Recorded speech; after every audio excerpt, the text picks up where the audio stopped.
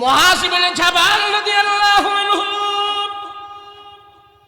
আল্লাহর রাসূলের কাছে হাঁটু ভেঙে বসে যায়। আমার নবী আমাকে এখন দোয়া শিখাইবে। নবীজি বিশেষভাবে আমাকে ডেকে বলতেছে, এগুলি আমার জন্য হাদিয়া। হায়রে, রাহমাতুল লিল আলামিন আমাকে হাদিয়া দিতেছে। কত বড় দামি জিনিস, কত বড় মহব্বতের জিনিস। নবীজি বলে, মুআয, 5 ওয়াক্ত নামাজের পরে সালাম ফিরানোর পরে তুমি এই দোয়াগুলো বেশি করে পড়বা। এই দোয়াটা তুমি বারবার পড়বা, বারবার পড়বা। আল্লাহর রাসূল মুআয ইবনে জাবালকে বলতেছে, ইয়া রাসূলুল্লাহ, আপনার কথা আমি মানব, আপনি আমাকে দেন। আমিও আল্লাহর জন্য আপনাকে ভালোবাসি, আপনিও আমাকে আল্লাহর জন্য ভালোবাসা এমন জিনিস আমাকে দিতেছেন, আমি নেওয়ার জন্য প্রস্তুত আছি। নবী বলে, শোনো শোনো, ভালো করে শোনো, তুমি সবসময় দোয়াটা বেশি করে পড়বা। আল্লাহুম্মা আইন্নি আলা যিকরিকা ওয়া শুকরিকা ওয়া হুসনি ইবাদাতিক। মুআয রে, আল্লাহর কাছে তুমি বারবার চাইবা আর এই কথা বলবা, আল্লাহুম্মা আইন্নি আলা যিকরিকা ওয়া শুকরিকা ওয়া হুসনি ইবাদাতিক ওয়া হুসনি ইবাদাতিক। আল্লাহর রাসূল এত কিছু থাকার পরেও তার বিশেষভাবে আমলটা কেন দিল? আমার যদি গভীর কোনো বন্ধু থাকে, তাকে যদি আমি ভালোবাসি, গোপনে তার ভালো ভালো জিনিস আমি দিতে চাই। নবীজি বলে, মুআয, তোমার আমি জিনিসটা দিলাম না। 1 নম্বর হলো আল্লাহুম্মা আইন্নি আলা যিকরিকা আলা যিকরিকা। অর্থ হলো, আয় আল্লাহ, আপনি আমাকে আপনার স্মরণ করার তৌফিক দান করেন। যেইভাবে জিকির করলে আপনি খুশি হবেন, সেইভাবে জিকির করার তৌফিক আমাকে দান করেন। আল্লাহুম্মা আইন্নি আলা যিকরিকা। 2 নম্বরে আল্লাহর কাছে তুমি বলবা, আইন্নি আলা যিকরিকা ওয়া শুকরিকা। আল্লাহর দরবারে তুমি সব সময় শুকর আদায় করবা। শুকর আদায় করার তৌফিক যেন আল্লাহ পাক তোমাকে দান করে। 3 নম্বরে তুমি আল্লাহর কাছে বলবা, ওয়া হুসনি ইবাদাতিক। আল্লাহ, আপনি আমাকে সুন্দর ইবাদত করার সুযোগ করে দিন। এই তো রাসূল তারা শিখাইলো সুন্দর ইবাদত করার জন্য।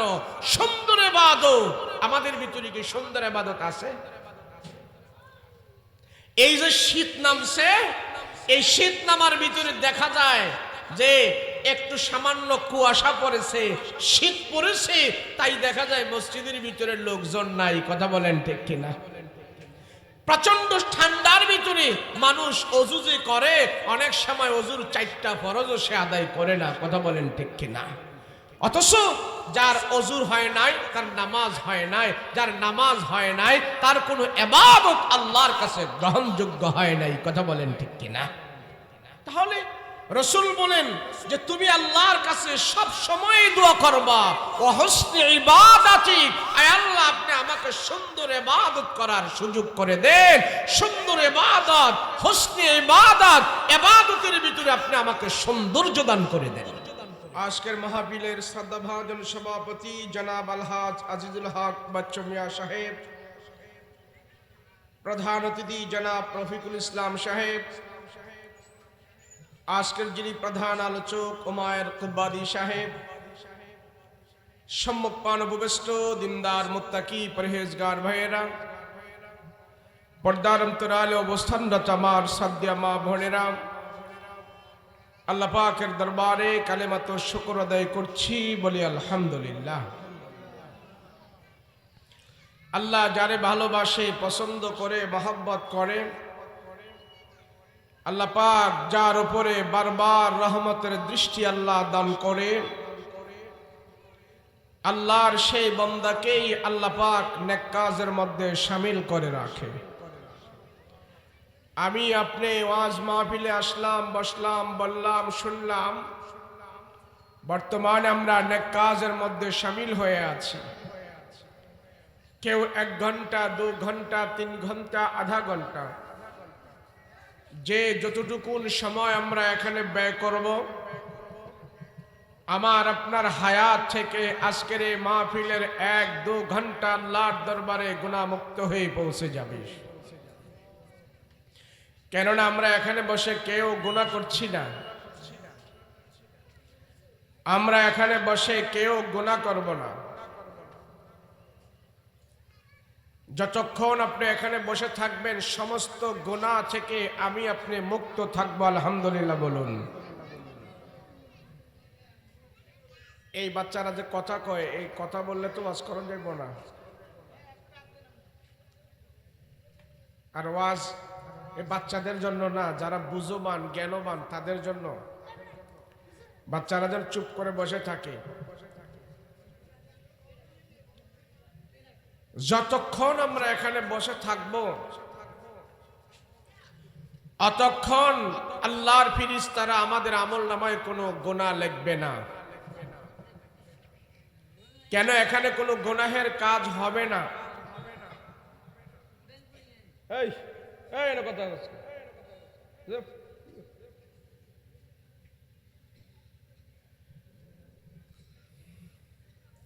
ওয়াজ মাহফিল নসিহত পৃথিবীতে সর্বপ্রথম শুরু করেছেন আল্লাহ পাক তার নবীদেরকে দিয়া। পৃথিবীতে সর্বপ্রথম ওয়াজ করেছেন নবীরা। কারা? নবীরা। এখন নবী নাই, সে নবীদের কাজগুলো নবীদের ওয়ারিসরা করতেছে।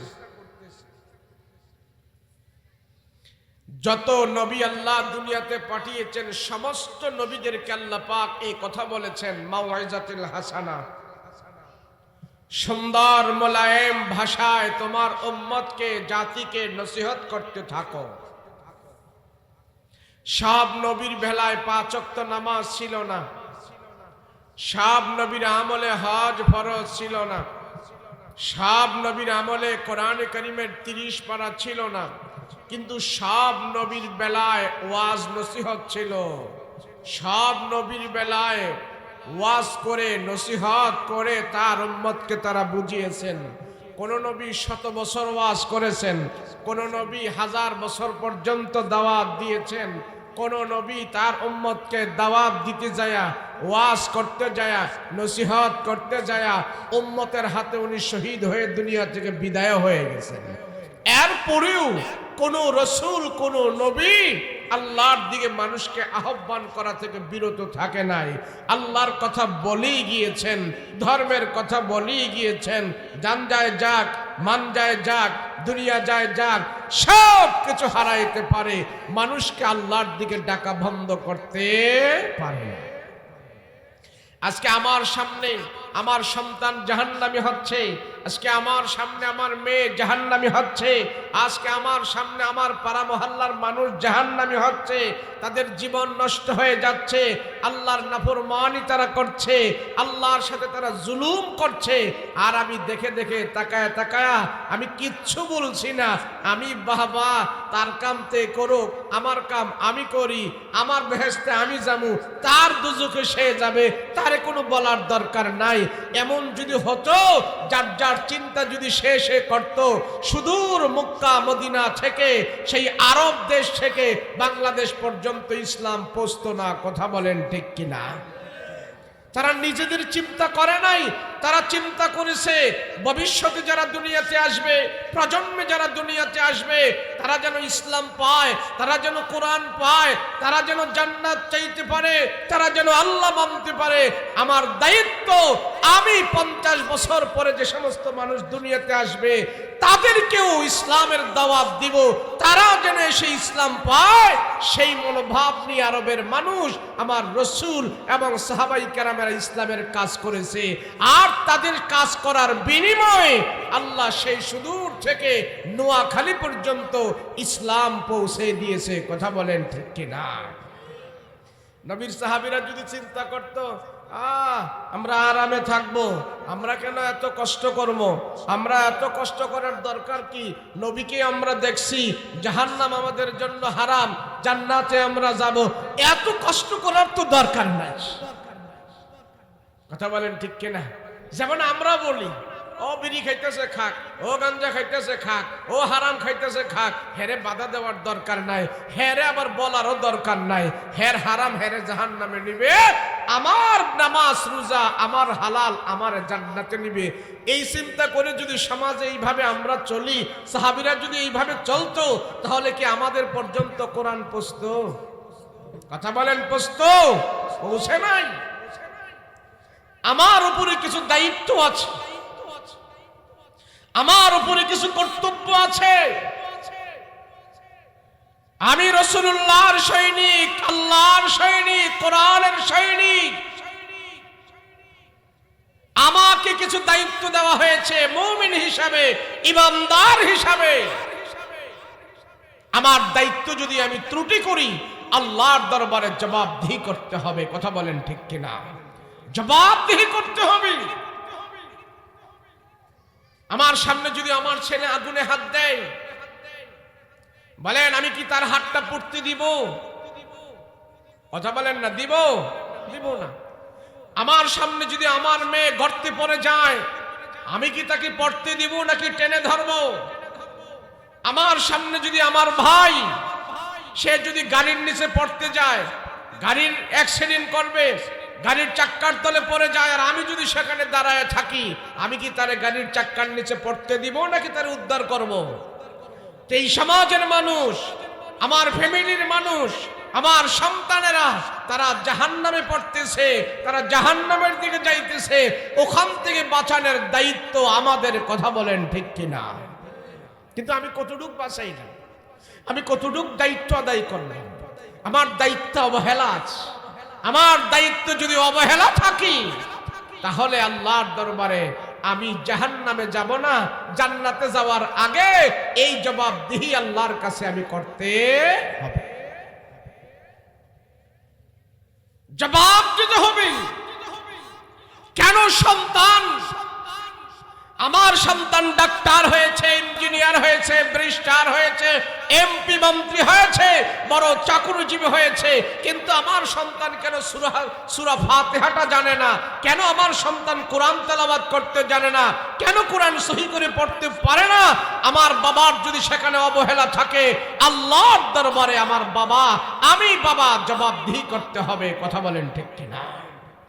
সবই হইল, কিন্তু আমার সন্তানের কোরআন কেন হলো না? আমার সন্তানে কোরআন কেন পড়তে পারলো না? আমার মেয়ে কেন কোরআন পড়তে পারে না? সে ইংরেজি পারে, সে বাংলা পারে, সে হিন্দি পারে, সে সব পারে, কোরআন কেন পারে না? সেই জন্য আমার বাবার একটু দ্বিধাবোধ হয় না, একটু অনুভূতি আসে না, আল্লাহর কোরআন আমার সন্তান পড়তে পারে না। কারণ কি? এমন অবস্থা হয়, নামাজ পড়তে যে কয়েকটা সূরা লাগে, 5-6টা সূরা লাগে। এই সমাজে বহুত মানুষ আছে নামাজের 5-6টা সূরা পর্যন্ত সহি শুদ্ধ করে জানে না। আছে না? নাই? কিন্তু ইল্লা মাশাআল্লাহ নোয়াখালীর মানুষ এগুলি দিক দিয়ে আগায় আছে। এরা আল্লাহ দিলে জানে। কিতা ঠিক না? নোয়াখালীর মানুষ আল্লাহ তাআলা ধর্মের এলেমও দিয়েছে, দুনিয়ার এলেমও দিয়েছে, সেই জন্য অন্য অন্য দিক থেকে আপনারা একটু আগায়া আছেন। আমি তো অনেক জায়গায় বলি, নোয়াখালী যদি জন্ম না হতো, তাহলে বাংলাদেশের মানুষ এত তাড়াতাড়ি ইসলাম পাইতো না, আরো 50 বছর লাগতো। এটা আপনারা নোয়াখালী থাইকা এটা অনুভব করতে পারবেন না। যদি বাংলাদেশের বিভিন্ন জেলায় সফর করেন, তাহলে এটা অনুভব করতে পারবেন। নোয়াখালীর মানুষদের কোরআনের পিছনে, ধর্মের পিছনে, ধর্মের বাণী সারা দুনিয়াতে পৌঁছানোর পিছনে অনেক অবদান আছে।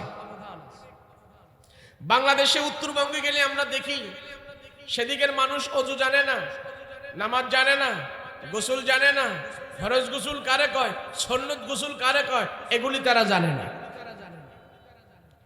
যাই হোক কিছু ইল্লা মাশাআল্লাহ জানে, তাও কুমিল্লা, নোয়াখালী, ফেনী, চাঁদপুর এই সমস্ত অঞ্চলের মানুষদের অবদান, আলেম ওলামাদের অবদানের কারণে উত্তরবঙ্গের মানুষেরা নামাজ রোজা কিছু শিখেছে। বগুড়া পার হয়ে একটা জেলা আছে জয়পুরহাট। আমি গেলাম সেখানে জয়পুরহাটে ওয়াজ করতে। তো জয়পুরহাটের শহরের পাশে বিশাল বড় রেল লাইন, তো এই রেল লাইনের ওখানে সাইনবোর্ড দেওয়া আছে নোয়াখালী গ্রাম। কি দেওয়া আছে? নোয়াখালী গ্রাম। কি রে, নোয়াখালী তো একটা জেলা, এটা আবার একটা গ্রাম হইল কে?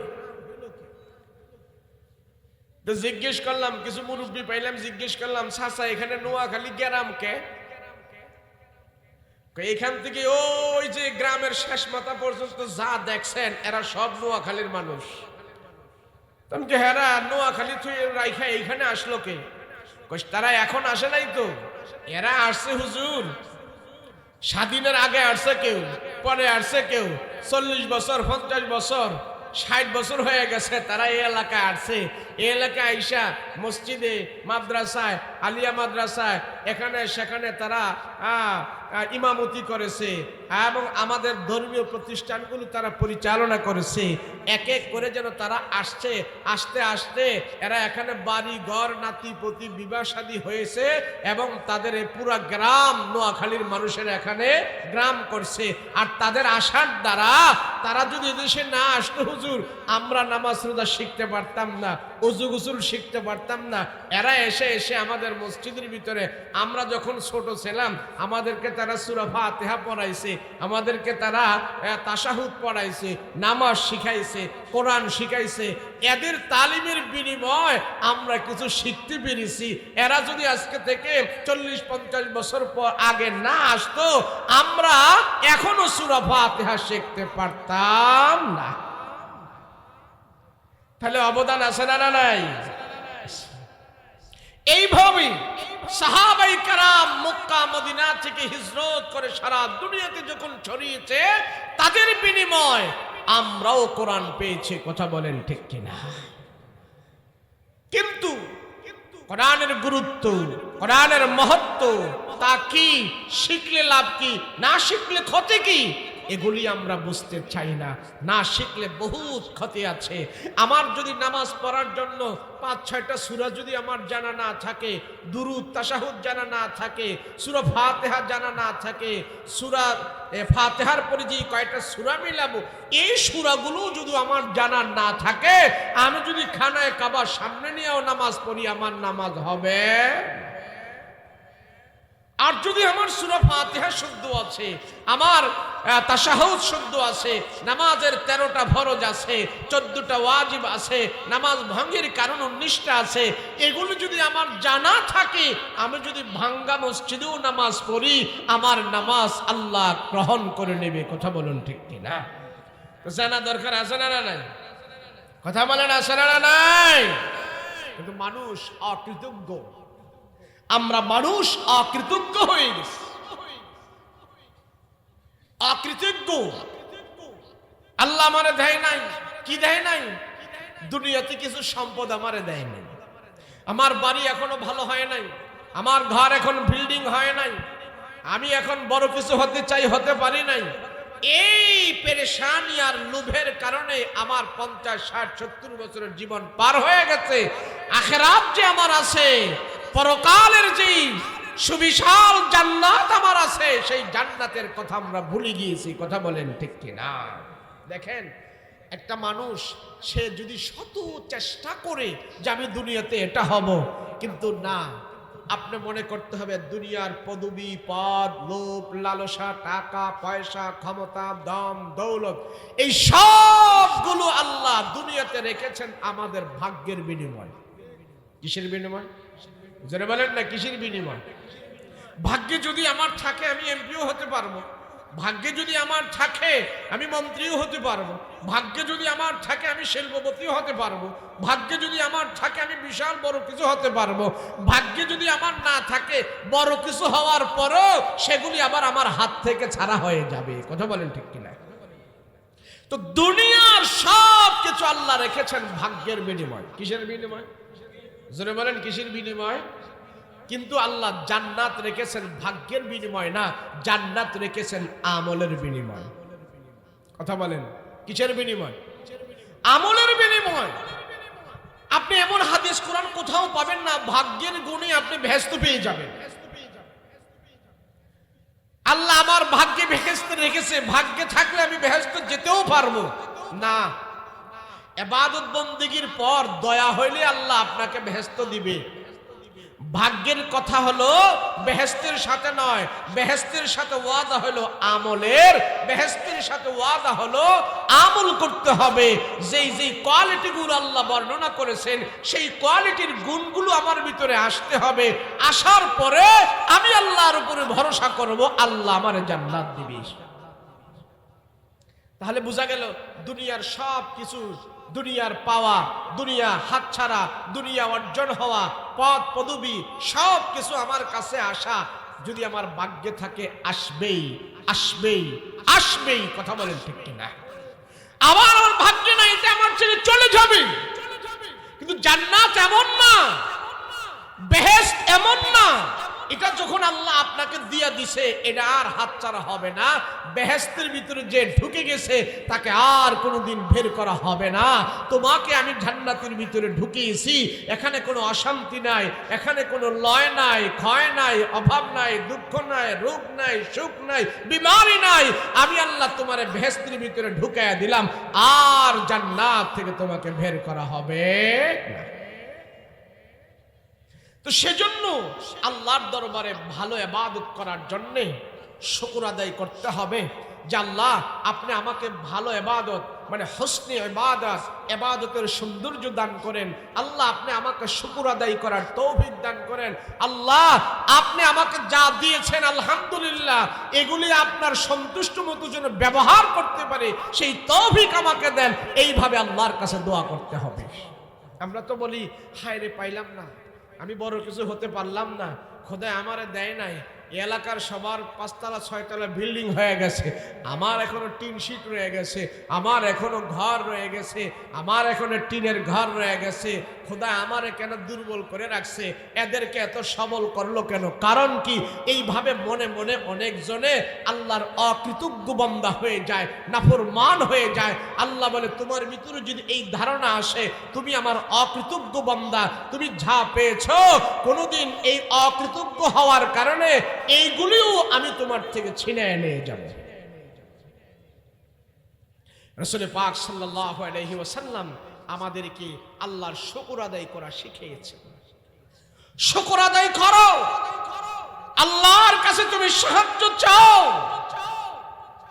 তুমি কিভাবে সুন্দর ইবাদত করবে সে আল্লাহর কাছে সাহায্য চাও। রাসূল পাক সাল্লাল্লাহু আলাইহি ওয়াসাল্লাম একজন সাহাবীকে খুব ভালোবাসতেন।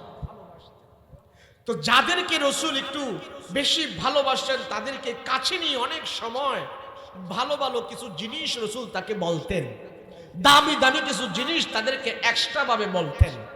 এই তুমি এটা পালন করবা, তুমি জীবনে এটা ছাড়বা না, তোমাকে আমি রাসূল এই হাদিয়া দিয়া দিলাম, এটা তোমার জন্য আমি দিয়া দিলাম, তুমি এটা আমল করবা, দুনিয়া আখিরাতে তুমি কামিয়াব হয়ে যাইবা। বিশেষ বিশেষ কিছু জিনিস সাহাবায়ে কেরামদেরকে নবীজি দিয়েছেন, বিশেষ জিনিস। তুমি দুনিয়াতেও দামি হবে, আখিরাতেও তুমি দামি হয়ে যাবে, এগুলি নাও আমার কাছ থেকে। শুকর আদায় করতে চাই না। মানুষ অকৃতজ্ঞ বান্দা হয়ে সে যদি মৃত্যুবরণ করে তো আল্লাহ বলে তোমার অকৃতজ্ঞতার কারণে তুমি জাহান্নামে যাওয়া লাগবে। আল্লাহর মুমিনের সবচেয়ে বড় একটা গুণ হলো সে কৃতজ্ঞ বান্দা হবে। মুমিনের সবচেয়ে বড় গুণ হলো সে কৃতজ্ঞ বান্দা। সে যা পেয়েছে হাই হুতাশ করবে না, তার উপরেই আল্লাহর দরবারে সে সবুর করবে, শুকর আদায় করবে। নবীজি বলেন যে উম্মতের ভিতরে 2টা গুণ থাকে, সবুর এবং শুকর। আমার উম্মতের ভিতরে যদি 2টা গুণ থাকে, সবুর এবং শুকর, এই সবুর এবং শুকর আল্লাহর রাসূল বলেন আল্লাহ আমার ওই উম্মতকে জান্নাত পর্যন্ত পৌঁছায় দিবেন।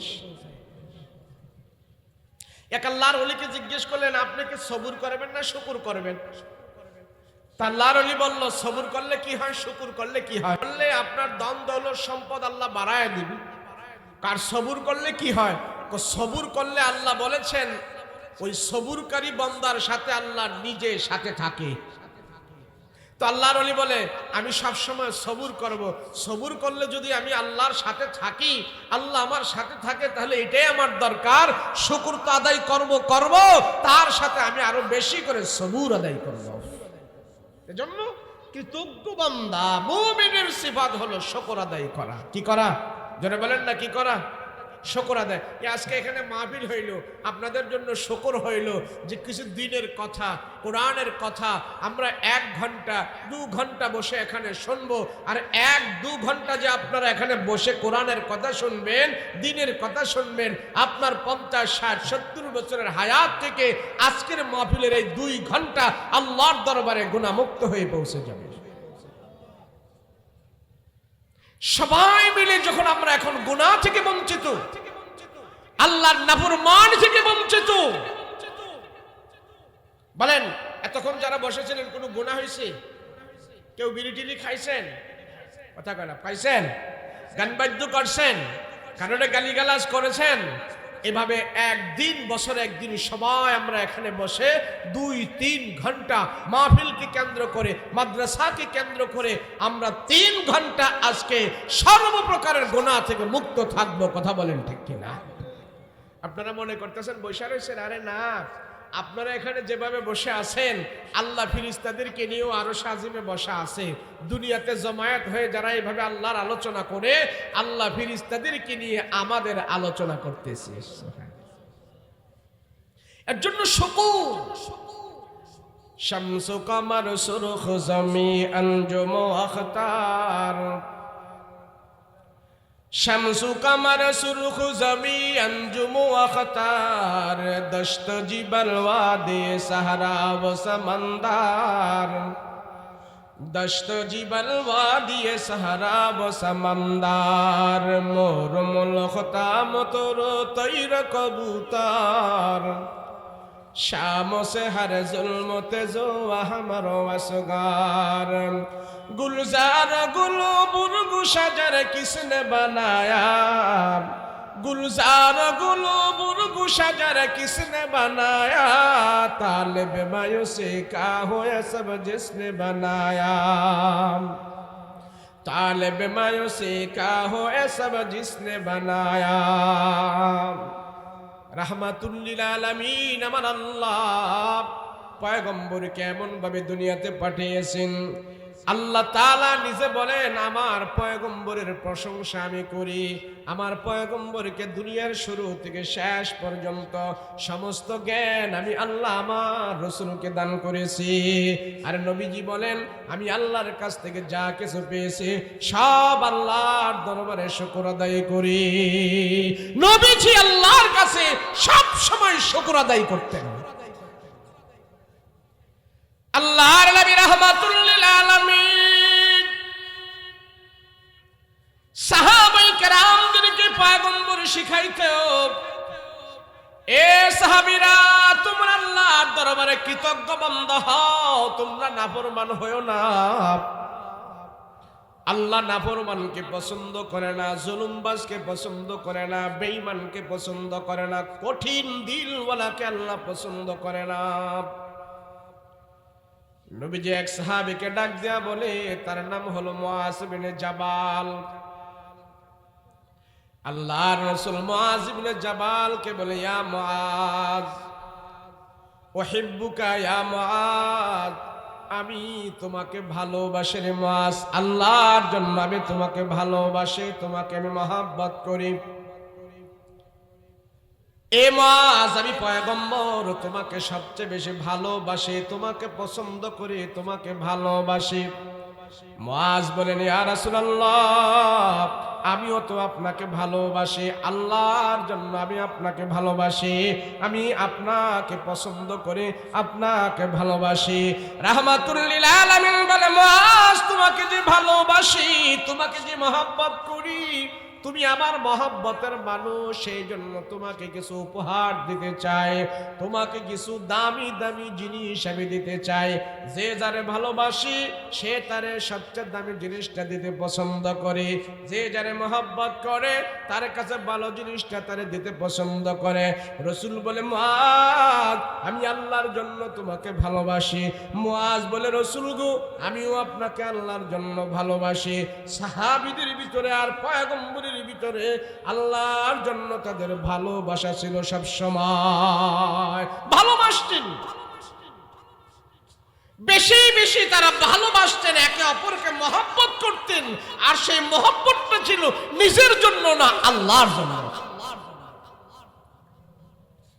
রাহমাতুল লিল আলামিন বলে মুআজ আমি যে তোমাকে ভালোবাসি সেই জন্য তোমাকে কিছু জিনিস আমি দিতে চাই, তোমাকে আমি মহব্বত করি, কিছু একটা জিনিস আমি তোমাকে দিতে চাই, সেই জিনিসগুলো হলো অনেক দামি। মুআজ যখন শুনছে আমার পয়গম্বর আমাকে কিছু দিবে, নবীজি আমারে কিছু দিতে চায়, সেই জন্য নবীর সাহাবী মুআজ ইবনে জাবাল আমার পয়গম্বরের কাছে হাঁটু ভেঙে একবারে চুপচাপ বসে গেছে, মনোযোগ দিয়ে নবীর কথাগুলো শোনার জন্য।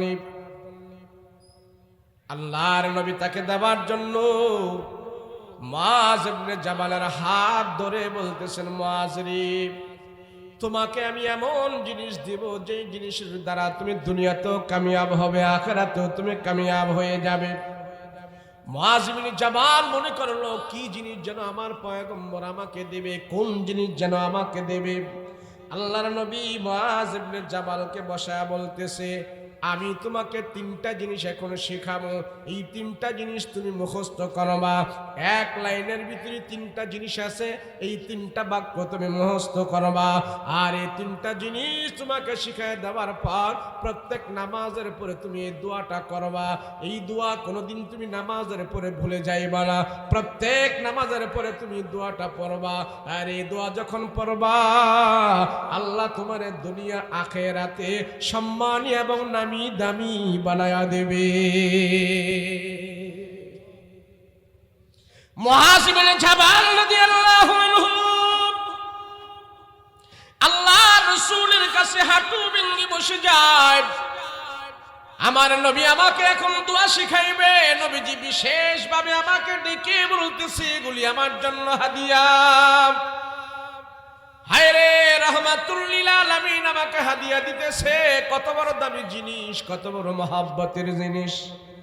নবীজি বলে মুআজ 5 ওয়াক্ত নামাজের পরে সালাম ফিরানোর পরে তুমি এই দোয়াগুলো বেশি করে পড়বা। এই দোয়াটা তুমি বারবার পড়বা, বারবার পড়বা। আল্লাহর রাসূল মুআজ ইবনে জাবালকে বলতেছে, ইয়া রাসূলুল্লাহ আপনার কথা আমি মানবো, আপনি আমাকে দেন, আমিও আল্লাহর জন্য আপনাকে ভালোবাসি, আপনিও আমাকে আল্লাহর জন্য ভালোবাসা এমন জিনিস আমাকে দিতেছেন, আমি নেওয়ার জন্য প্রস্তুত আছি। নবী বলে শোনো শোনো, ভালো করে শোনো, তুমি সবসময় দোয়াটা বেশি করে পড়বা। আল্লাহুম্মা আইন্নি আলা যিকরিকা ওয়া শুকরিকা ওয়া হুসনি ইবাদাতিক। মুআজ রে আল্লাহর কাছে তুমি বারবার চাইবা আর এই কথা বলবা, আল্লাহুম্মা আইন্নি আলা যিকরিকা ওয়া শুকরিকা ওয়া হুসনি ইবাদাতিক ওয়া হুসনি ইবাদাতিক। আল্লাহর রাসূল এত কিছু থাকার পরেও তার বিশেষভাবে আমলটা কেন দিল? আমার যদি গভীর কোনো বন্ধু থাকে, তাকে যদি আমি ভালোবাসি, গোপনে তার ভালো ভালো জিনিস আমি দিতে চাই। নবীজি বলে মুআজ তোমার আমি জিনিসটা দিলাম না। এক নম্বর হলো আল্লাহুম্মা আইন্নি আলা যিকরিকা, অর্থ হইল আয় আল্লাহ আপনি আমাকে আপনার স্মরণ করার তৌফিক দান করেন, যেইভাবে জিকির করলে আপনি খুশি হবেন সেইভাবে জিকির করার তৌফিক আমাকে দান করেন। আল্লাহুম্মা আইন্নি আলা যিকরিকা। 2 নম্বরে আল্লাহর কাছে তুমি বলবা আইন্নি আলা যিকরিকা ওয়া শুকরিকা, আল্লাহর দরবারে তুমি সব সময় শুকর আদায় করবা, শুকর আদায় করার তৌফিক যেন আল্লাহ পাক তোমাকে তোমাকে দান করি।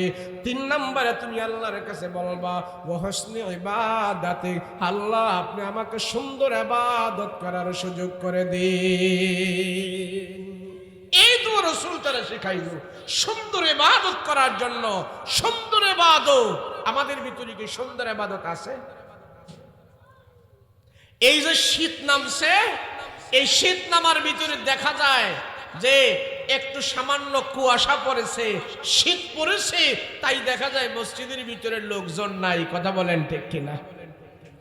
প্রচন্ড ঠান্ডার ভিতরে মানুষ অজু যে করে, অনেক সময় অজুর 4টা ফরজও সে আদায় করে না। কথা বলেন ঠিক কিনা? অথচ যার অজুর হয় নাই তার নামাজ হয় নাই, যার নামাজ হয় নাই তার কোনো ইবাদত আল্লাহর কাছে গ্রহণযোগ্য হয় নাই। কথা বলেন ঠিক কিনা? তাহলে রাসূল বলেন যে তুমি আল্লাহর কাছে সব সময় দোয়া করবা ওয়া হুসনি ইবাদাতি, আয় আল্লাহ আপনি আমাকে সুন্দর ইবাদত করার সুযোগ করে দেন।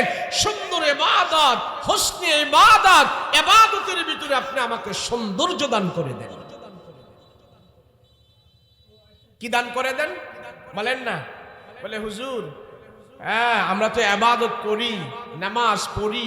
দেখেন না রাসূল পাক সাল্লাল্লাহু আলাইহি ওয়াসাল্লাম বলেছেন আমার উম্মতের ভিতরে কিছু কিছু নামাজি ব্যক্তি, কিছু কিছু মুসল্লি, এরা নামাজ পড়েও জাহান্নামের ভিতরে যাবে। ওই নামাজ তাকে জাহান্নামে নিয়ে যাবে। আছে না? না নামাজি সে জাহান্নামে যাবে। নামাজ পড়তেছে, নামাজ দিয়ে তারে জান্নাতে নেবে, আর এই নামাজ তারে জাহান্নামে নিচ্ছে। কারণটা কি? কোরআনে কারীমের ভিতরে আল্লাহ বারবার বলেন আকিমিস সালাহ, নামাজ কায়েম করো, নামাজ আদায় করো।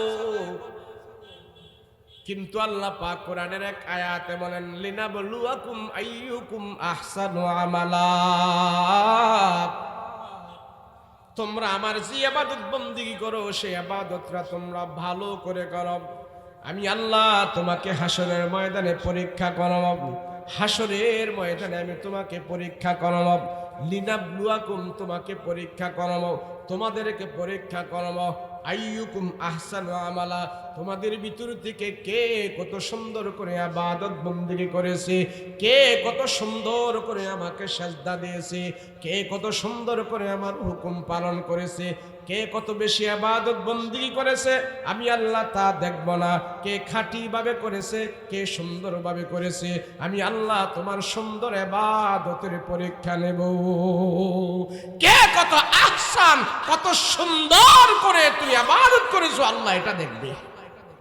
কিন্তু আমরা তো দেখি সুন্দর ইবাদত আমার দরকার নেই, মসজিদে ঢুকলাম, কখন মসজিদ থেকে বের হব তাড়াহুড়া করতেছি, নামাজে দাঁড়িয়েছি, নামাজে দাঁড়িয়ে 4 রাকাত নামাজ পড়ছি।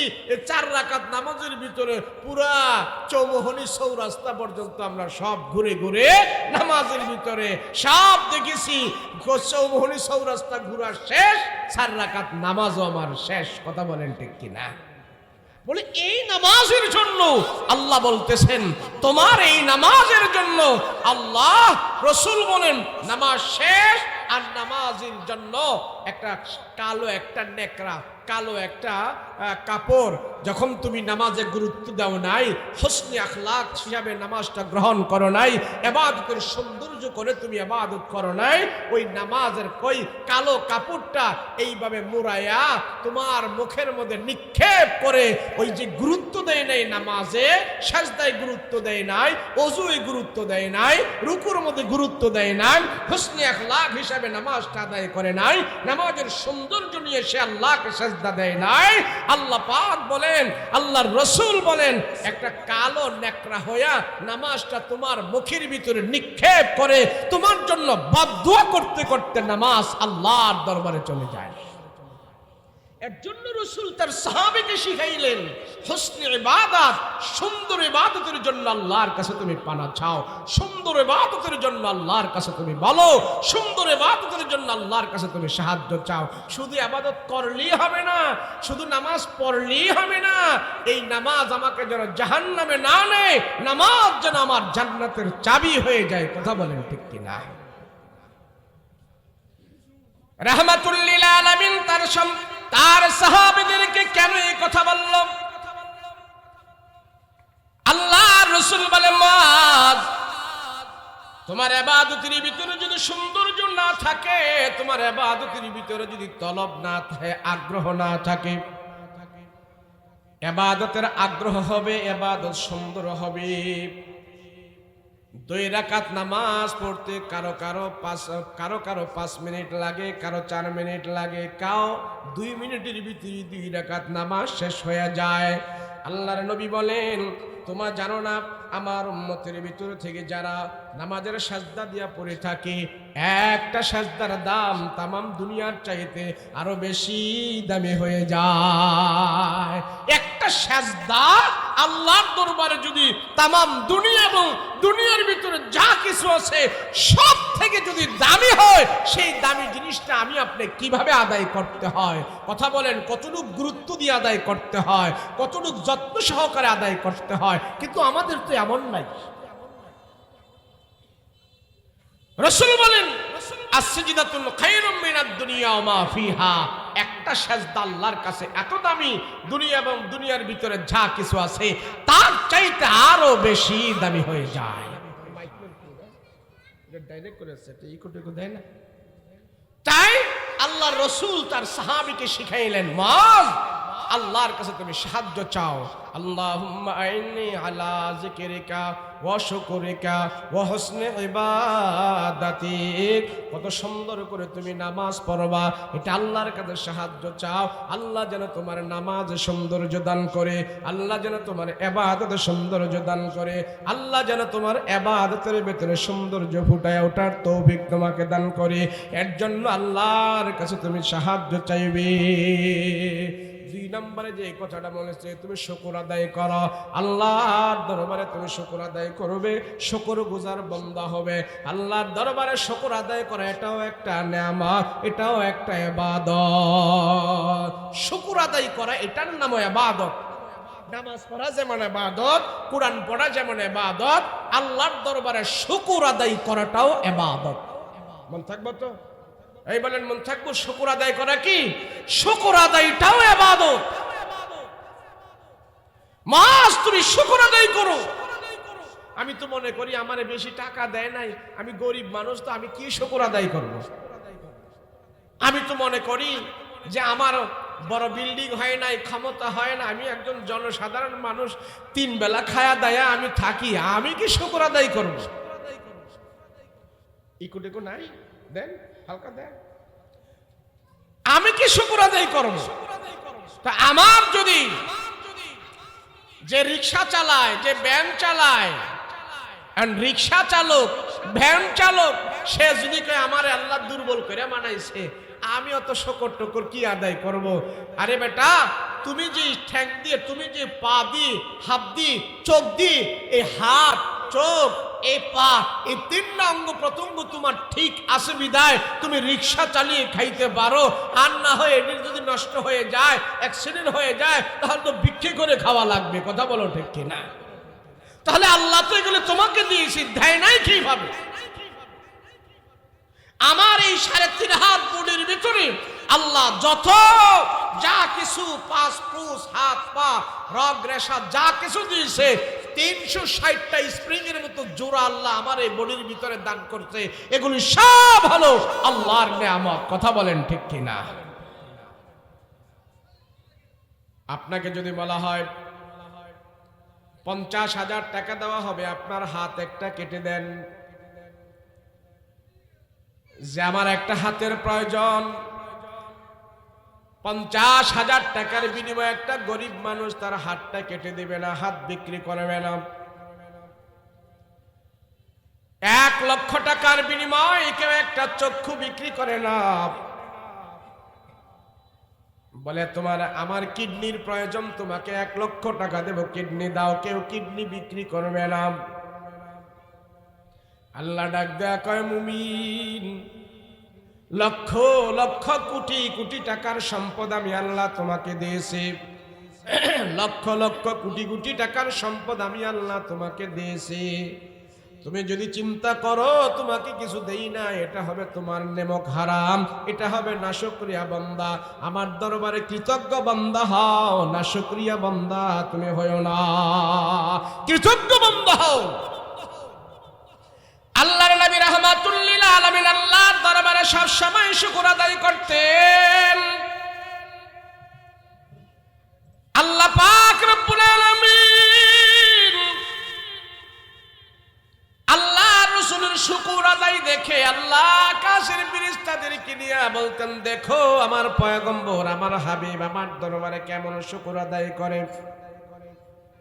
নবীজির মা নাই, নবীজির বাবা নাই, নবীজি দুনিয়াতে খেজুর গাছের বিছানায়, খেজুর পাতার বিছানায় জীবন যাপন করেছে, এরপরও শুকর আদায় করে। আল্লাহ কয়, দেখো আমার পয়গম্বর আমার দরবারে শুকর আদায় করে। শুকর গুজার বান্দাকে আল্লাহ সব সময় বেশি ভালোবাসে। জিবরাইল আমিন এসে ডাক দিয়া বলে, ইয়া রাসূলুল্লাহ, ইয়া হাবিবাল্লাহ, নবী গো, আল্লাহ পাক জানায় দিছি, আপনি যদি চান, আপনি যদি দুনিয়ার মজা হাসিল করতে চান, আপনি যদি দুনিয়াতে সুখ শান্তির ভিতরে থাকতে চান, আপনি যদি দুনিয়াতে ধাম্বিকতার সহিত মজার সহিত চলতে চান, আরাম আয়েশের সহিত চলতে চান, এই যে উহুদ পাহাড় দেখেন, এই উহুদ পাহাড়টা পয়গম্বর আল্লাহ পাক আপনার জন্য স্বর্ণ বানায়া দেবে। আর এই স্বর্ণ উহুদ পাহাড় আপনার পেছনে পেছনে ঘুরতে থাকবে। আপনি ইচ্ছা করলে উহুদ পাহাড় থেকে স্বর্ণ বিক্রি করে করে আপনি দুনিয়াতে ভোগ বিলাসে আপনি চলতে পারবেন। আপনি যদি চান আল্লাহ আপনার অভাব দূর করে দেওয়ার জন্য, দুনিয়াতে আপনি আনন্দ করার জন্য, উহুদ পাহাড়টা আপনার জন্য আল্লাহ পাক স্বর্ণ বানায়া দেবে। নবীজি আপনি কি বলেন আল্লাহ জানতে চান। রাহমাতুল লিল আলামিন ডাক দিয়ে বলে, ও জিবরাইল, না না না না না, আমার উম্মতের ভিতরে এমন মানুষ হবে, এমন উম্মত আমার থাকবে, আমার উম্মতের ভিতরে কেউ আছে এক বেলা খাবার খাবে আর এক বেলা খেতে পারবে না। আমার উম্মতের ভিতরে কেউ 3 বেলা খাবারও পাবে না, সেও প্রতিদিন আরামে চলতেও পারবে না। আমি নবী দুনিয়াতে স্বর্ণের পাহাড় বিক্রি করে করে দুনিয়াতে আনন্দ করব, এর জন্য আমি দুনিয়াতে আসি নাই। দুনিয়াতে মজা করব, তার জন্য আমি দুনিয়াতে আসি নাই। আমি আসছি জাহান্নামী মানুষগুলোকে জান্নাতের রাস্তা দেখার জন্য, দিন হারা মানুষগুলোকে দিনের পথে আনার জন্য। আমি পয়গম্বর মানুষদেরকে জাকজমক করার জন্য না, নিজে জাকজমক করার জন্য না।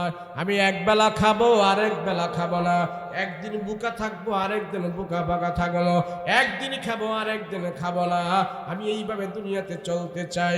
দুনিয়ার এত আরাম আয়েশ আমার দরকার নাই। আল্লাহ আমার জন্য যা কিছু দিয়েছে তার উপরে আমি শুকর আদায় করি। শামসু কামার সুরখ জমি আঞ্জুম আখতার, শামসু কামার সুরখ জমি আঞ্জুম আখতার, দস্ত জিবল ওয়াদি সাহারা ও সমন্দর, মোর মুলখতা মতর তৈর কবুতর, শাম সে হর জুলমতে জো আহমর আসগার, গুলজার গুল বুরগো শজর কিসনে বানায়া, तालिब मायूसी का हुआ सब जिसने बनाया। আল্লাহ পাক আমাদের চলার জন্য জমিন দিয়েছে, আল্লাহ পাক আমাদের উপরে ছায়া স্বরূপ আসমান দিয়েছে, কথা বলার জন্য আল্লাহ আমাদেরকে জবান দিয়েছে, কথা শোনার জন্য আল্লাহ পাক আমাদেরকে কান দিয়েছে, দুনিয়া দেখার জন্য আল্লাহ পাক আমাদেরকে চক্ষু দিয়েছে, আগুন পানির পার্থক্য করার জন্য আল্লাহ আমাদেরকে বিবেক দিয়েছে, অনুধাবন করার জন্য আল্লাহ আমাদেরকে অন্তর দিয়েছে, হাঁটার জন্য আল্লাহ পাক আমাদেরকে 2টা পা দিয়েছে, খাবারের জন্য আল্লাহ আমাদেরকে হাত দিয়েছে। আল্লাহ ডাক দিয়া কয়, মানুষ তুমি একটু বিবেক করো, দুনিয়াতে এই সমস্ত জিনিস জিনিসগুলো তোমাকে কেউ দেয় না, আমি আল্লাহ তোমাকে দিয়েছি। ও বান্দা, এরপরও আমি আল্লাহ পাক তোমাদেরকে বলে দেই, এইগুলি তোমরা কন্ট্রোল করো না। তোমাদের হাত পায়ের মালিক তোমরা না, তোমাদের চক্ষুর মালিক তোমরা না, এগুলির সব কিছুর মালিক হলাম আমি আল্লাহ। তোমার চোখেরও মালিক আমি। চুল আমাদের সাথে আছে, দাড়িগুলো আমাদের সাথে আছে, এই হাত আমাদের সাথে আছে, পা আমাদের সাথে আছে। আল্লাহ ডাক দিয়া কয়, বিবেকবান যারা আছো তোমরা একটু লক্ষ্য করো, এই চুলগুলো তোমার কথা শোনে না, চোখগুলো তোমার কথা শোনে না, এই দাড়ি তোমার কথা শোনে না, দাঁতগুলো তোমার কথা শোনে না।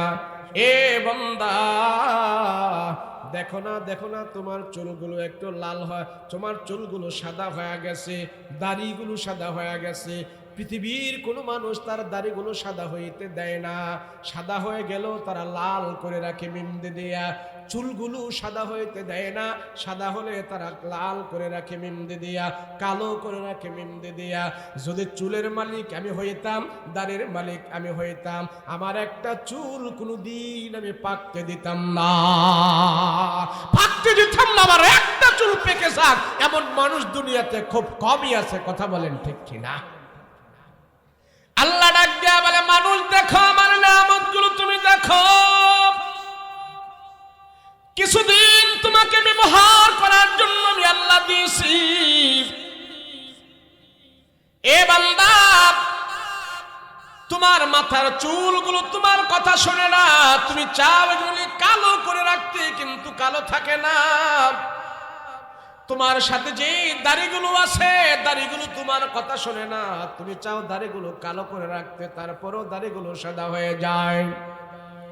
আল্লাহ ডাক দেয়া কয়, এগুলি আমার নিয়ামত, এগুলি তোমার কথা শুনবে না, এগুলির মালিক তুমি না, এগুলির মালিক হইলাম আমি আল্লাহ। আল্লাহ কে বান্দা, তোমার চোখ আমি দিয়েছি, চোখের ভিতরে যে পাওয়ার আমি দিয়েছি, এই পাওয়ারটাও আমি দিয়েছি, তোমার কন্ট্রোলে চলে না। যদি চোখের পাওয়ার আমার কন্ট্রোলে থাকতো, তাইলে আমি পাওয়ারে চশমা লাগাইতাম না। কথা বলেন ঠিক কিনা? যদি চোখের মালিক আমি হইতাম, আমার চোখের পাওয়ার আমি কমতে দিতাম না। আল্লাহ কই, চোখের মালিক তুমি না, চোখের পাওয়ারের মালিক তুমি না, এগুলি আমি আল্লাহ তোমাকে কিছুদিনের জন্য দিয়েছি, এগুলি তুমি কিছুদিন ব্যবহার করবে। আবার আমার আল্লাহর জিনিসগুলো আমি আল্লাহ আমার কাছে নিয়ে যাব। তুমি শুধু নিয়ামত কিছুদিনের জন্য পেয়েছো, ভোগ করার জন্য তুমি শুধু শুকর আদায় করো, এগুলির মালিক তুমি না। আল্লাহ পাক রব্বুল আলামিন ডাক দিয়ে বলে, মানুষ তুমি বিবেক করে চলো দুনিয়াতে, তুমি হুঁশ করে চলো দুনিয়াতে। কুকুরের মতো যেন তোমার স্বভাব না হয়, হিংস্র জানোয়ারের মতো যেন তোমার স্বভাব না হয়। তোমাকে আমি আল্লাহ পশু পাখি করে বানাই নাই, তোমাকে আমি আল্লাহ গাদা বকরি করে বানাই নাই রে মুমিন। হে মুমিন, তোমারে মানুষ করে বানিয়েছে তুমি বিবেক করে চলার জন্য। আমি আল্লাহ তোমারে সব কিছু দিয়েছি কিছুদিনের জন্য, আমি আল্লাহ তোমারে সব কিছু দিয়েছি দুনিয়াতে কিছুদিনের জন্য। তোমাকে দাঁতগুলো দিয়েছি, এত সুন্দর দাঁত, যখন তোমার বয়স হয়ে যায় সে দাঁতগুলো তোমার কথা শোনে না, আমি আস্তে আস্তে করে তোমার দাঁতগুলো আমি ঝরায়া দিই, পরায়া দিই, এগুলি আবার আমার কাছে আমি নিয়ে যাই। তুমি সাবধান, তুমি আমার আখিরাত ভুলবে না, আখিরাত ভুলবে না, তুমি সবসময় আমার দরবারে শুকর আদায় করবে। সেই জন্য রাসূল বলেন, ইয়া মুআদ, হে মুআজ বিন জাবাল, আমার পয়গম্বরের দোয়াটা তুমি 5 ওয়াক্ত নামাজের পরে পড়তে পারবা, কোনদিন তুমি ভুলবা না। আল্লাহুম্মা আইন্নি আলা যিকরিকা ওয়া শুকরিকা ওয়া হুসনি ইবাদাতিক। আমরাও পড়ব, আপনারাও পড়বেন, সবাই 5 ওয়াক্ত নামাজের পরে দোয়াটা পড়বেন। নবীজি শিখায় গেছে, যারা বারবার এই দোয়া পড়বে আল্লাহ তার শুকরগুজার বান্দা হিসাবে কবুল করবে। কুকুরের মতো যেন স্বভাব না হয়।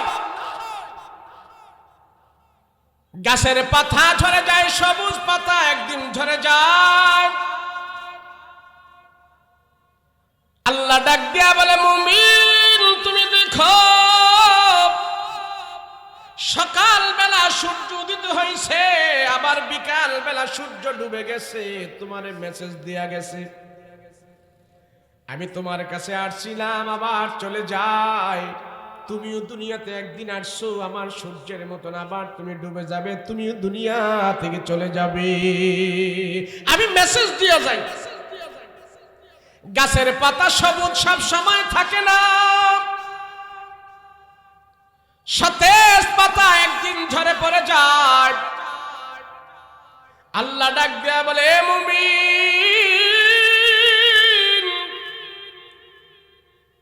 গাছের ফুলগুলো সকাল বেলা সতেজ হয়ে ওঠে, আবার বিকাল বেলা ফুলগুলো ঝরে যায়। সূর্য উদিত হয় সকাল বেলা, বিকাল বেলা ডুবে যায়। এইভাবে দুনিয়ার প্রত্যেকটা জিনিস তোমাকে মেসেজ দেয়া যায়। তুমিও দুনিয়াতে বেশি দিন থাকতে পারবা না, দুনিয়াতে তোমাকেও বেশি দিন থাকার সুযোগ নাই। সেই জন্য তুমি আল্লাহর দরবারে শুকরগুজার বান্দা হও। আল্লাহর নবী রাহমাতুল লিল আলামিন সাহাবীদেরকে বলতেন, তোমরা শোনো শোনো, আমি রাসূল দুনিয়াতে একদিন মৃত্যুবরণ করব, আমিও তোমাদের মাঝ থেকে একদিন বিদায় হয়ে যাব। দুনিয়াতে সব সময় আমিও থাকবো না, তোমরাও থাকবে না। সেই জন্য আল্লাহর দরবারে আমরা সবাই শুকরগুজার বান্দা হয়ে, নবীজি বলতেন শুকরগুজার বান্দা হয়ে আল্লাহর দরবারে আমরা হাজির হব। বেশুকর না শুকরিয়া বান্দা হিসেবে আল্লাহর দরবারে আমরা হাজির হব না। মুমিনের একটা গুণ হইল সে সব সময় আল্লাহর শুকরগুজার বান্দা হতে চায়। আর বেঈমানের একটা খাসলত হইল তার দিলের ভিতরে সব সময় অভাব আর অভাব থেকে যায়। বেঈমান তার অভাব মোচন হয় না, পুরা দুনিয়া শাসন করার পরেও তার ভিতরে ক্ষমতার অভাব। কথা বলেন ঠিক কিনা?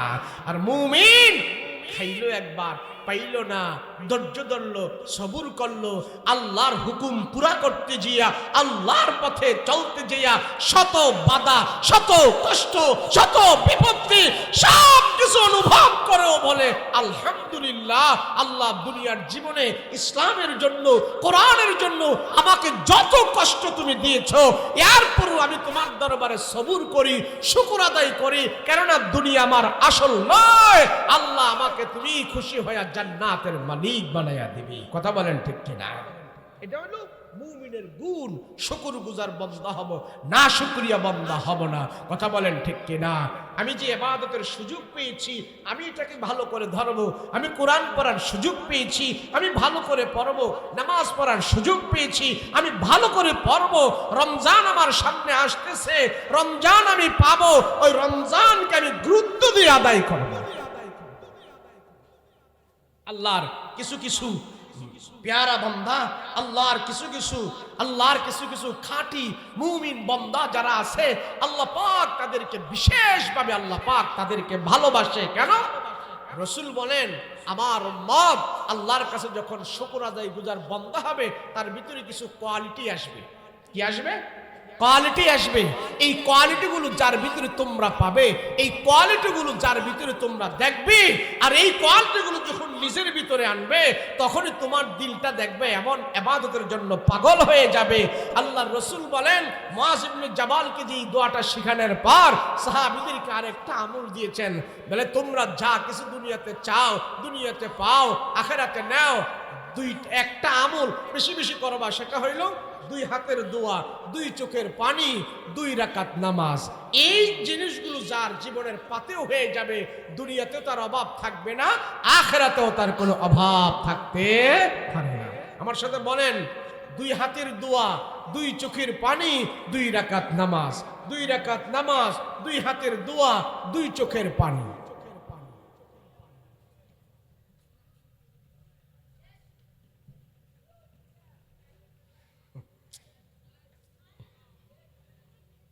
এটা আগে বললে ভালো হতো না? বলে এখন আমি তো একটা জিনিস তো প্রিপারেশন থাকে। প্রিপারেশনটা হইল সময়ের উপরে আমাদের আলোচনাটা নিতে হয়। সময়টা এলোমেলো হলে আলোচনাই হয়ে যায়। আসছি সে 2টার পর থেকে রওনা করছি, একটু জামটাও পাইছি, আস্তে আস্তে লেট হয়ে গেছে। যাই হোক, এশারের নামাজ করাই যেটা আগে আমার বলতেন, ঘরে থাকতে আমি কয়েকবার জিগাইছি, ওনারও জিগাইছি, বলতে পারে না কয়টা নামাজ হবে। তাই কমিটি করে আমার দিয়ে ফোন দেওয়াই পারলেন না, তাহলে আপনারা ফোন করছেন। কমিটি করে তো মাহফিলের সবকিছু বুঝান লাগে, এদেরকে শিখান লাগে। কমিটিরা তো আর সব বুঝে না, এরা ব্যস্ত থাকে অনেক জিনিসের ভিতরে। কিভাবে করলে এদেরকেও বুঝাইতে হয়, এদেরকেও জিনিসটা মাথায় দিতে হয় যে এইভাবে বয়ান করলে যারা বয়ান করে তাদের ভালো হয়। আল্লাহ আমাদের কবুল করেন, বলেন আমিন। যদি ওইরকম সময় লম্বা হইতো তো আমি আলোচনার মৌজুটাও আরো লম্বা করে নিতাম, তাহলে একটু করতে সুন্দর হইতো। আপনারা ওয়াজ শুইনা মজা পাইবেন কি ওয়াজ কইরা মজা পাইতে আগে। যে ওয়াজ করে, যে কথা বলে, তার কাছে যখন কথা বলতে মজা লাগে তো শুননেওয়ালাও তার কথা শুনতে মজা লাগে। হ্যাঁ, তারপরে মাশাআল্লাহ মাগরিবের নামাজের পরে যেহেতু আপনারা এইভাবে বসে গেছেন, আলহামদুলিল্লাহ আপনাদের ভিতরে ধৈর্য, এটা একটা সবুর, এটা একটা মুআদ্দাব আমল। আপনাদের মুআদ্দাব, মাগরিবের পরে অনেক এলাকার মানুষ এইভাবে ধৈর্য সহকারে বয়ান শোনে না, বিশেষ করে আমার এলাকায় শুনবে না। ওরা 10টার পরে আসে, এশারের নামাজের পরে আসে। এই যে আপনারা এখানে বসে আছেন খুব ভালো, আলহামদুলিল্লাহ। বলেন এখন যে বসে আছেন আপনারা, এখানে কি লস হয়েছে? কোনো লস হয়েছে? কোনো লস হয় নাই। এই অবস্থায় যদি আমাদের এখান থেকে যারা আমরা আছি এখানে যদি কারো মৃত্যু হয় তো বলেন দেখি তার মৃত্যুটা কি ভালো হইলো না খারাপ হইলো? কেন ভালো হইলো? নেক কাজের ভিতরে সে অংশগ্রহণ করে আছে। কথা বলেন ঠিক না? নেক কাজের ভিতরে সে অংশগ্রহণ করে আছে। আমরা এইভাবে যত নেক কাজের ভিতরে শামিল থাকবো, নামাজে শামিল থাকবো, যাকাতে শামিল থাকবো, হজে শামিল থাকবো, হালাল ইনকামে শামিল থাকবো, হারাম বর্জন করবো, নাফরমানি বর্জন করবো, ওই অবস্থায় যখন আজরাইল আমার সামনে দাঁড়াবে, আমার মৃত্যুটা হয়ে গেল শহীদি মরণ, আল্লাহ আমার জন্য জান্নাতের দরজাগুলো খুলে দিবে।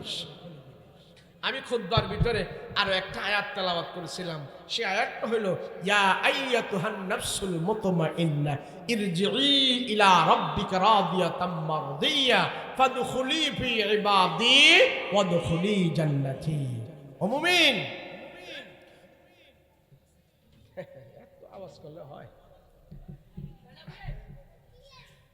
যত রাসূল দুনিয়াতে পাঠিয়েছেন, যত পয়গম্বর আল্লাহ দুনিয়াতে পাঠিয়েছেন, সব পয়গম্বরদেরকে আল্লাহ পাক একটা দায়িত্ব দিয়েছেন। সবার উপরে সব দায়িত্ব ছিল না, কিন্তু একটা দায়িত্ব সমস্ত পয়গম্বরের উপরে ছিল। কথা বলেন কয়টা দায়িত্ব? জোরে বলেন না কয়টা?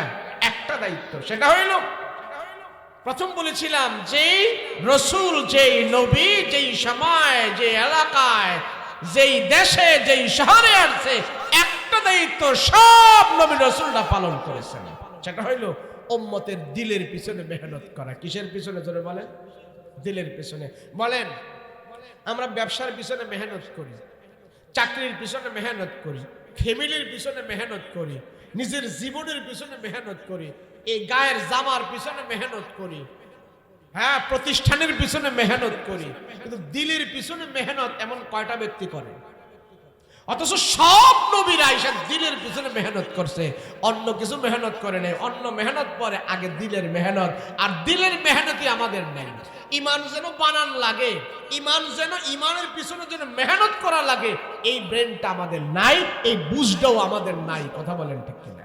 বুঝ নাই।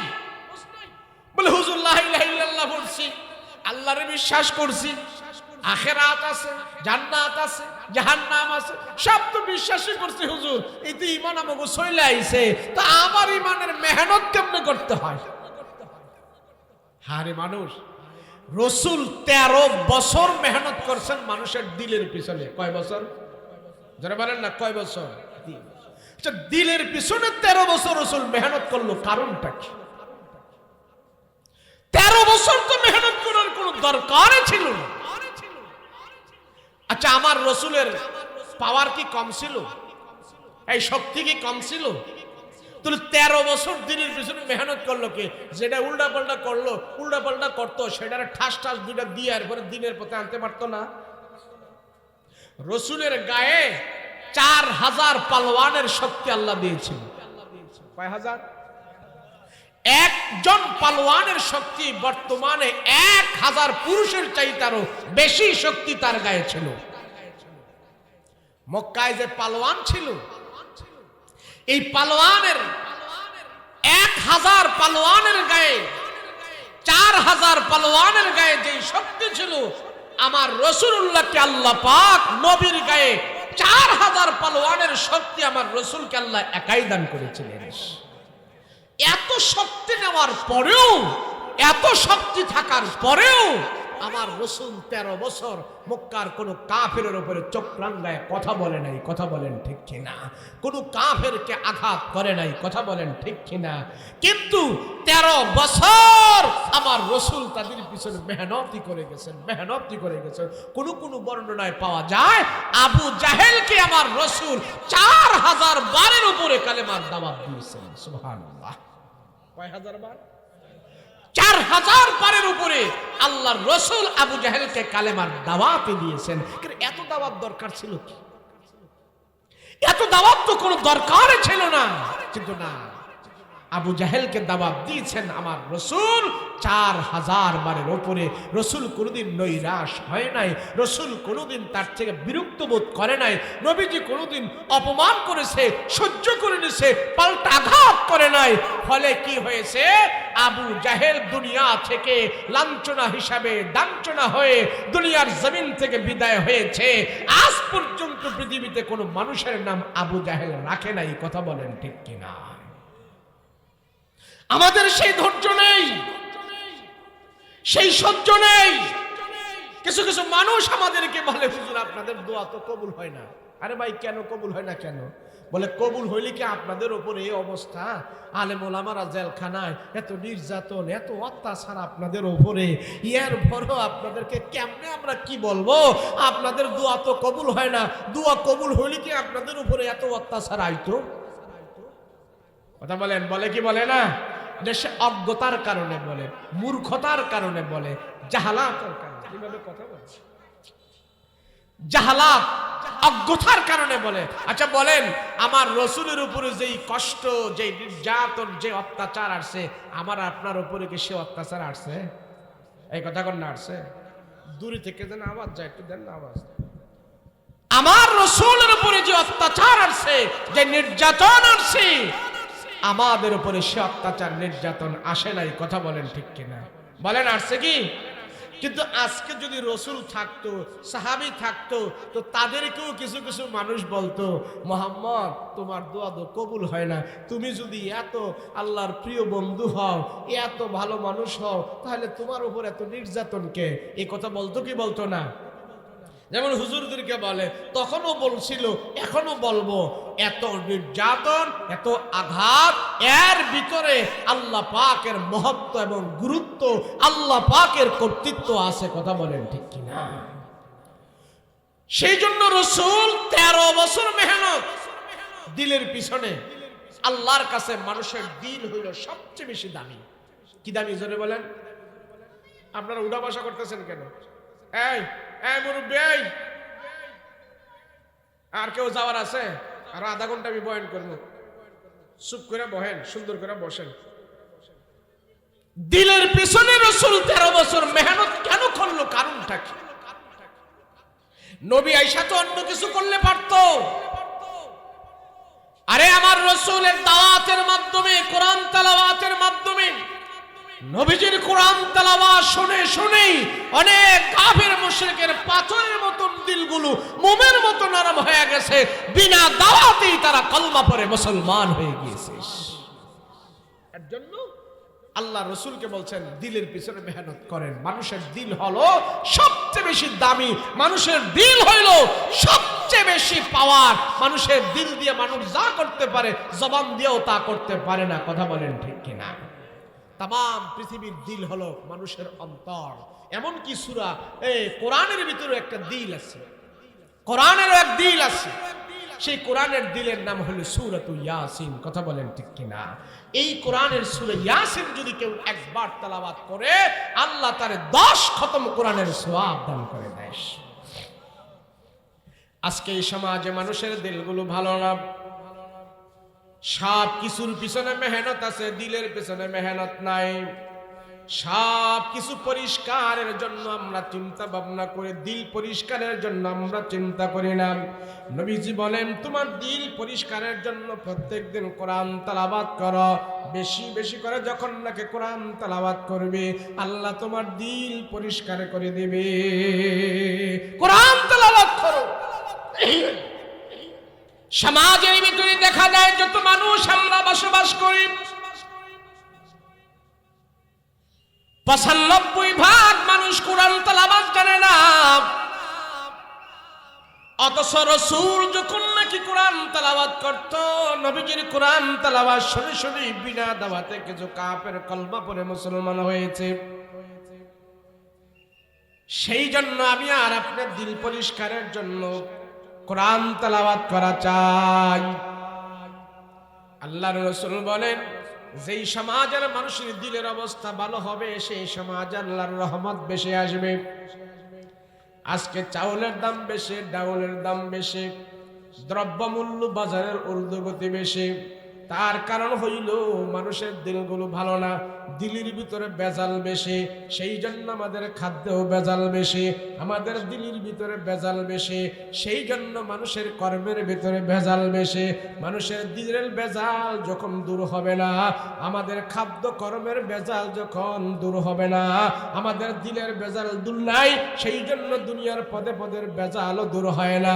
মানুষ দিলের বেজাল যখন দূর করে ফেলবে, দুনিয়ার বেজাল আল্লাহ দূর করে দেবে। সব কিছুতে বেজাল, কারণ আমাদের দিলে বেজাল। কথা বলেন ঠিক কিনা? কথা কয় না? দিলে বেজাল। আর এই দিলের বেজাল দূর করার জন্য আল্লাহ আমার রাসূলকে 13 বছর মেহনত করাইছে। কথা বলেন ঠিক কিনা? 13 বছর আবু জাহেলকে আমার রাসূল 4000 বার দাওয়াত দিছে। নবীর গায়ে 400 পালোয়ানের শক্তি। বুখারী শরীফের ভিতরে ঘটনা বর্ণনা আছে, মক্কায় একজন পালোয়ান ছিল, তার নাম হলো আবু রুকানা। আবু রুকানা মক্কার মধ্যে কুস্তিগির ছিল, তার দেহ বডি অনেক ভালো ছিল, মক্কার কুস্তিগির। ওই আবু রুকানার গায়ে অনেক শক্তি, মক্কার কেউ তার সাথে শক্তি দিয়া পারত না। এই আবু রুকানা সে ছিল বেঈমান, সে ছিল কাফের, ইমানদার ছিল না, বেঈমান ছিল। নবী যখন মানুষদেরকে ইসলামের দিকে দাওয়াত দেয়, মূর্তির পূজা থেকে সরায়, ভূত পূজা থেকে সরায়, ওই আবু রুকানা শুনছে মুহাম্মদ মানুষদেরকে দাওয়াত দেয় এক আল্লাহর দিকে, আর মুহাম্মাদের এক আল্লাহর নাকি অনেক শক্তি আছে। ওই আবু রুকানা এই কথা শোনার পর গরম হয়ে গেছে, আমি মুহাম্মাদের সাথে কুস্তি লাগবো, দেখি মুহাম্মাদের আল্লাহর শক্তি বেশি নাকি আমার শক্তি বেশি। কুস্তি লাগার জন্য সে রাসূলের সামনে এসে বসছে। বুখারী শরীফের ঘটনা, মক্কার ভিতরে ছিল যে আবু রুকানা, আল্লাহর নবী রাহমাতুল লিল আলামিনের সামনে এসে দাঁড়ায় বলে, মুহাম্মদ তুমি নাকি এক আল্লাহর দিকে দাওয়াত দাও, এক আল্লাহর নাকি অনেক শক্তি আছে। আজকে তোমার খোদার শক্তি পরীক্ষা করা হবে, তোমার খোদার শক্তি পরীক্ষা করা হবে গো মুহাম্মদ। আল্লাহর নবী মাথাটা নিচু করে দিয়ে হাসতেছে আর বলে, বোকায় বলে কি, আমার রাসূলকে এইভাবে বাধা হয়ে দাঁড়াইলো। মুহাম্মদ তুমি যে খোদার শক্তি দিয়া আমাকে দাওয়াত দাও, মানুষদেরকে দাওয়াত দাও, তুমি যদি আমার সাথে কুস্তি লাইগা পারো, তোমার খোদায় যদি আমার সাথে তোমার মাধ্যমে কুস্তি লাইগা পারে, আমাকে যদি ধরাশায়ী করে শোয়াইতে পারো, তাইলে তোমার ইসলাম গ্রহণ করব, তোমার ইসলাম গ্রহণ করব, তুমি আমার সাথে কুস্তি লাগতে হবে। রাহমাতুল লিল আলামিনের সামনে যায় আবু রুকানা এইভাবে দাঁড়াইছে, এ মুহাম্মদ তুমি আমার সাথে কুস্তি লাগো, তুমি আমার সাথে এইভাবে লাগো, তুমি যদি আমাকে কুস্তিগিরি খেলে যদি তুমি আমাকে হারাইতে পারো, তাইলে বুঝবো তুমি সত্য পয়গম্বর, আমি ইসলাম গ্রহণ করলাম। আল্লাহর নবী বলে, আবু রুকানা, দুনিয়াতে কারো মানুষের সাথে কুস্তি লাগা এটা আমার রসুলের শান না। আমি নবীজি তোমার সাথে এইভাবে কুস্তি লাগবো না, এটা আমার রসুলের অভ্যাস না। আমি এর জন্য দুনিয়াতে আসি নাই। নবী যত তাওয়াজু দেখায় আর আবু রুকানা আমার নবীর সামনে যায় এইভাবে দাঁড়ায়, এ মুহাম্মদ যেতে পারবা না, আজকে আমার সাথে তুমি কুস্তি লাগো। লাগতে হবে, তোমার খোদার পাওয়ার দেখতে হবে, আর আমার গায়ে কত শক্তি আমি দেখব, তোমার খোদার কত শক্তি আমি দেখব। আল্লাহর নবী কয়, না না, আমি তোমার সাথে কুস্তি লাগবো না, কুস্তি লাগা এটা আমার রসুলের শান না, কোনো মানুষের সাথে আমি কুস্তি লাগতে পারবো না, আমি চলে যাই।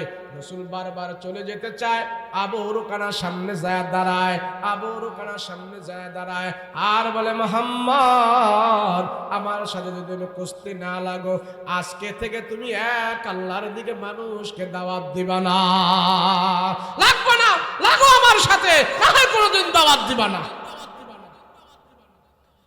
আল্লাহর নবী রাহমাতুল লিল আলামিন ওই আবু রুকানা ওই কুস্তিগিরকে বলে, যদি তোমার সাথে আমি পারি তাইলে তুমি কি করবা বলো? বলে, মুহাম্মদ, তোমার সাথে ওয়াদা দিলাম, আমি আমার জবান দিয়া কলমা পড়ে মুসলমান হয়ে যাব। রাসূল বলে, তাইলে তুমি রেডি হও। ওই আবু রুকানা জামা টামা কাছাইয়া এইভাবে রেডি হইতেছে। আমার রাসূল কোনো রেডি হওয়া লাগে নাই। নবীজি বলে, আবু রুকানা তুমি রেডি? বলে, হ্যাঁ আমি রেডি। তুমি রেডি নি? বলে, হ্যাঁ আমি রেডি। আমার নবী রাহমাতুল লিল আলামিন, আল্লাহ পাক নবীর গায়ে 4000 পালোয়ানের শক্তি দিয়েছে, মাঝে মাঝে সেই মুজিজা আল্লাহ প্রকাশ করেছে। রাহমাতুল লিল আলামিন যখন বলল, তুমি রেডি নি? বলে, হ্যাঁ আমি রেডি। এবার আমার নবী ওই 4000 পালোয়ানের শক্তি যার গায়ের ভিতরে ছিল, 4000 পালোয়ানের শক্তি আমার রসুলের গায়ে ছিল। নবীজি সেই শক্তি দেখায় নাই, কিন্তু আল্লাহ মুজিজা প্রকাশ করার জন্য দেখাইছে। আবু রুকানাকে বলে, তুমি রেডি নি? বলে, হ্যাঁ আমি রেডি। আল্লাহর নবী রাহমাতুল লিল আলামিন আবু রুকানার হাতের মধ্যে এইভাবে ধরলো, ধইরা রাহমাতুল লিল আলামিন তারে যখন নাকি এইভাবে উপর করলো, উপর করায়া চরকির মতন এইভাবে ঘুরাইতে শুরু করলো। এত বড় একটা কুস্তিগীর, মক্কার মধ্যে সবচেয়ে তার পাওয়ার বেশি, মক্কার মধ্যে সবচেয়ে তার শক্তি বেশি। নবীজি তার এক হাতে আগলায়া চরকির মতন ঘুরাইয়া ধ্রিম করা যখন নাকি মাটির মধ্যে ফালাইলো, মাটির মধ্যে পরে এসে একবারে লাল বাতি হয়ে গেছে। হায় হায়, আমার হলো কি, মুহাম্মাদের সাথে আমি কুস্তিগিরি করে পারে নাই, কোনো মানুষ আমাকে শোয়াইতে পারে না, কোনো মানুষ আমার পিঠ মাটিতে লাগাইতে পারে না, আর মুহাম্মদ আমাকে ধরাশায় করে ফেলে দিছে। হায় হায়, আমার হইল কি? মাটি থেকে উল্টে বলে, মুহাম্মদ হয় নাই, আমার ভগবান আমার কাছে ভালো করে তাকায় নাই। এ মুহাম্মদ, আবার তোমার সাথে আমি কুস্তি লাগবো, তুমি আবার। আমার নবী বলে, আবু রুকানা, আমি কুস্তি খেলার জন্য দুনিয়াতে আসি নাই, শুধু তুমি বলছো তোমার জবান দিয়া কালমা পড়বা, সেই জন্য আমি কুস্তিও লেগেছি তোমার সাথে। হে আবু রুকানা, না আমি পয়গম্বর, তোমার সাথে কুস্তি লাগবো না। আমি পয়গম্বর, তোমার সাথে কুস্তি লাগবো না বলে আমার ভগবান আমার প্রতি ভালো করে তাকায় নাই। আবার আল্লাহর নবী রাহমাতুল লিল আলামিন যখন বারবার তাবাজু দেখাইতেছে, আর আবু রুকানা যখন নাকি দ্বিতীয়বার কুস্তি লাগার জন্য নবীকে আহ্বান করতেছে, নবী বলে, ঠিক আছে। দ্বিতীয়বার ধরেও যখন নাকি আবু রুকানাকে ধরাশায় করে মাটির মধ্যে ফালাইয়া দিছে, হে আবু রুকানা, তুমি পারবা না, পারবা না। আল্লাহ আমার গায়ে শক্তি দিয়েছে, শক্তি আমি কারোর সাথে দেখাই না। আবু রুকানা মাটির মধ্যে পড়ে গেছে। আর রাসূল বলে কালেমা পড়ো। তোমার নিজের মুখে তুমি বলেছো কালেমা পড়বা, তোমারে দুইবার ধরাশায় করে মাটির মধ্যে শোয়া দিলাম, এরপর তুমি কালেমা পড়ো না, কারণটা কি? আবু রুকানা ডাক দেখো মুহাম্মদ, এখন যদি কালেমা পড়ি মক্কার মহিলারা পর্যন্ত আমাকে থুতু নিক্ষেপ করবে। তুমি মুহাম্মাদের সাথে পারো নাই, তোমার শক্তি দিয়ে মুহাম্মদকে পরাজয় করতে পারো নাই। আমি কালেমা পড়েছি পরাজয় বরণ করিয়া। তুমি সব ঠিক আছে, তুমি সত্য পয়গম্বর, তুমি সত্য রাসূল, কিন্তু আমি এখন কালমা পড়ে মুসলমান হতে পারবো না। আল্লাহর নবী বলে তোর ভাগ্যে নাই, তোর কপালে জান্নাত নাই, তোর কপালে জাহান্নাম। আর তোর জাহান্নাম যখন তোর কপালে আসে তুই জাহান্নামে যাবে। আবু রুকানা দিক দিয়া আস্তে আস্তে করে দৌড়ে চলে যাচ্ছে, আর আমার নবী তার জন্য আফসোস করতেছে। হায় রে ও জাহান্নামী, এখন যদি কলমা পড়ে তুই মুসলমান হয়ে যেতি, তাহলে তোর কপাল থেকে জাহান্নাম সরাই দিতে পারতি, জান্নাতের মালিক হয়ে যেতে পারতিস। তো রাসূল এত দাওয়াত দিছে শুধু দিনের জন্য, কালেমার জন্য তার সাথে কুস্তি পর্যন্ত লাগছে। দিলের পিছনে মেহনত রাসূল করছে,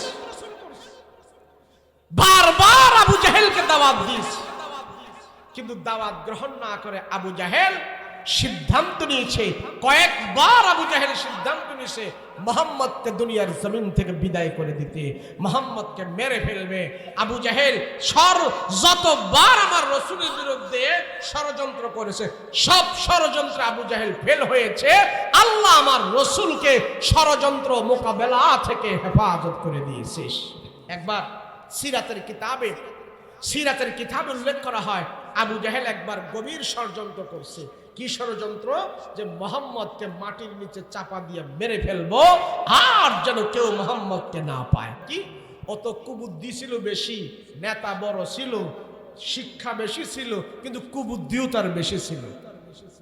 দুইটা লোক ভাড়া করছে আবু জাহেল, দুইটা লোক ভাড়া করছে।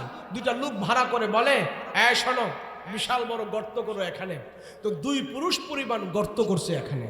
গর্ত করে বলে, স্যার এত বড় গর্ত করেন কেন? কয় এত বড় গর্ত করি কে, এটা পরে বলবো, বিশাল বড় গর্ত কইরা ওই দুইটা লোকেরে বলছে, তোরে তো ভাড়া করলাম, তোরা যা চাস আমি তোদেরকে তা দিব। আজকে এই গর্তে যে উদ্দেশ্য করেছি, উদ্দেশ্য আমি হাসিল করব। বলে কি?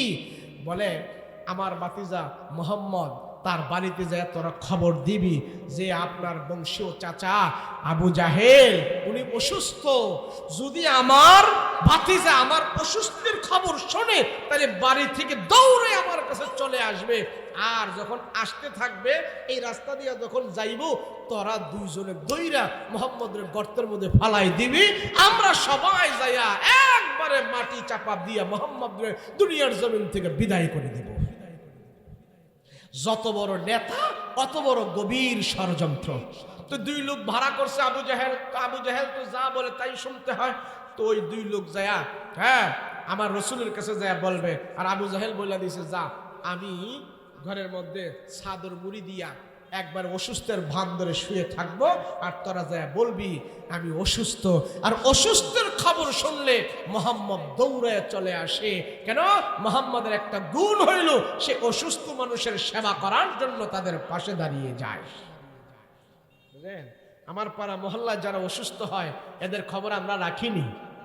হ্যাঁ, রাসূল বলে তোমার মহল্লায় কেউ যদি অসুস্থ হয়ে যায়, তোমার আত্মীয়তার ভিতরে যদি কেউ অসুস্থ হয়, তাহলে অসুস্থ মানুষকে দেখা করার জন্য তুমি যাইবা, তার সন্তানদেরকে যে সান্ত্বনা দিবা, তার পাশে যেয়ে দাঁড়াইবা, তার মাথার মধ্যে হাত রাখবা, কিছু হাদিয়া যদি পারো তাহলে তাকে দিবা। জানো, কোনো অসুস্থ মানুষকে যদি কোনো সুস্থ মানুষ দেখা করার জন্য তার পাশে যেয়ে দাঁড়ায়, রাসূল বলেন আল্লাহ তারে 2 কিরা পরিমাণ সওয়াব দান করে দেয়। 2 কিরা কি?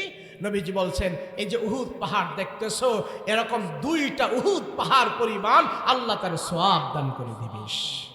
কিন্তু আমরা অসুস্থ হলে আরো বলে, হ্যাঁ মরুক, হ্যাঁ আল্লাহ দিছে ভালো করছে, হ্যাঁ বড় পাপী, হ্যাঁ অসুস্থ হওয়ারই কাম, হ্যাঁ ঠ্যাং ভাঙার কাম, হ্যাঁ অসুস্থ হওয়ার কাম, হ্যাঁ আরো বড় ওষুধ দেওয়ার কাম। বলি কি বলি না? অথচ এটা রাসূলের সুন্নাত নয়। আমার পাড়া মহল্লার কোনো মানুষ অসুস্থ হয়ে গেছে, আমি দুঃখ বেদনা প্রকাশ করব, আমি তার জন্য দোয়া করব, তার পাশে গিয়ে আমি দাঁড়াবো। হায় হায়, মানুষটা অসুস্থ হয়ে গেছে। যদি কোনো মানুষ অসুস্থ হয়ে যায়, বিনা দাওয়াতেই আমার উপরে দায়িত্ব এসে যায় এই অসুস্থ মানুষের জন্য দোয়া করা। কথা বলেন ঠিক কি না? রাসূল এবং আবু জাহেল চিন্তা করলো, আমার বাতিজার এই গুণটা আছে, যদি কোনো মানুষ অসুস্থ হয় তো বাতিজা দৌড়ে দেখতে যায়, আর আমার বাতিজা যখন আমার দেখতে আসবো, তোরা দুইজনে যায়া একবারে টাস করে মাটির মধ্যে ফালাই দিবি, গর্তের ভিতরে ফালাই দিবি, আমরা সবাই যায় তার ধামাচাপা দিয়া দিব। কি কও? বলে ঠিক আছে স্যার।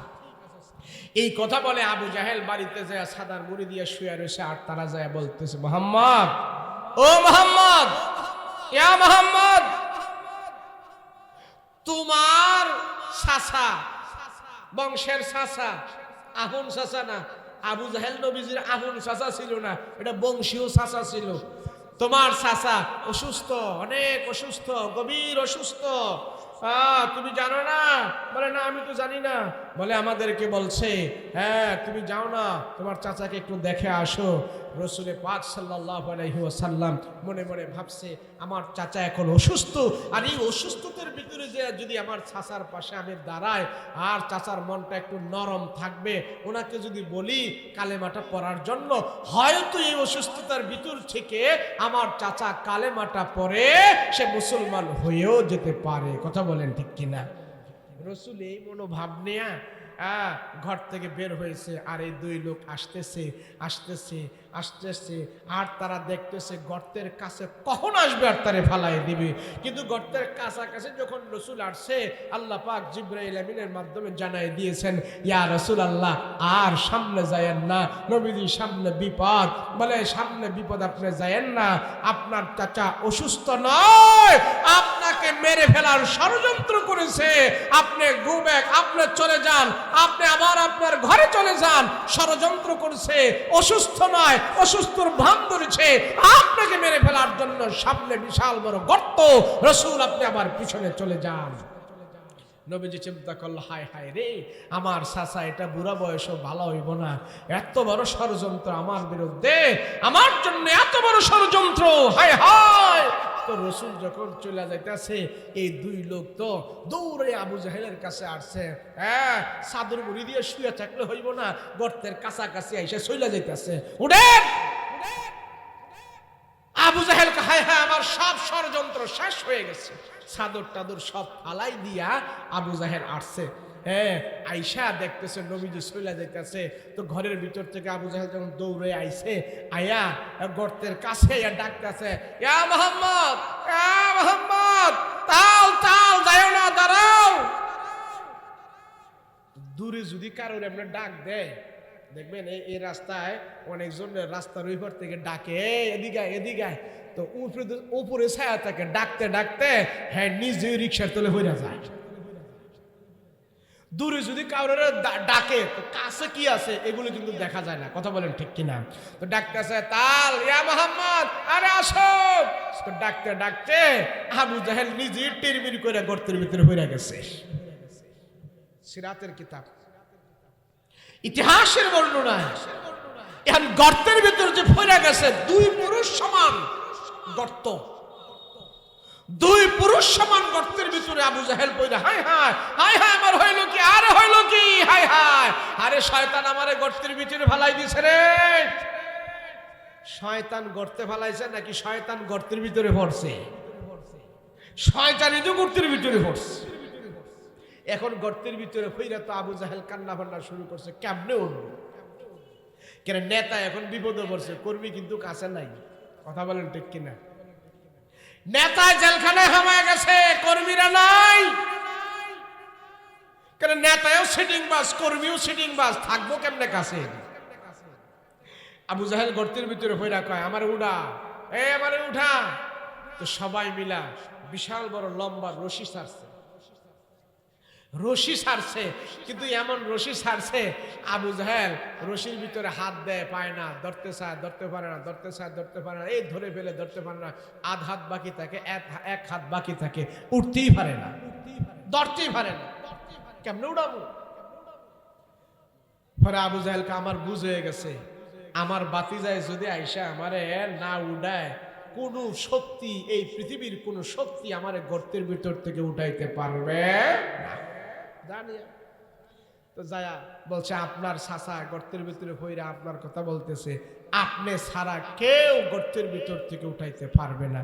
তো নবীজি আইসা এরে গর্তের ভিতর থেকে টান দিয়ে উঠাইছে। উঠানোর আগে বলে, আপনি চাচা আমি উঠাবো, আল্লাহ আপনারা উঠাইবে, কিন্তু বলেন আপনি কালেমা গ্রহণ করবেন কিনা।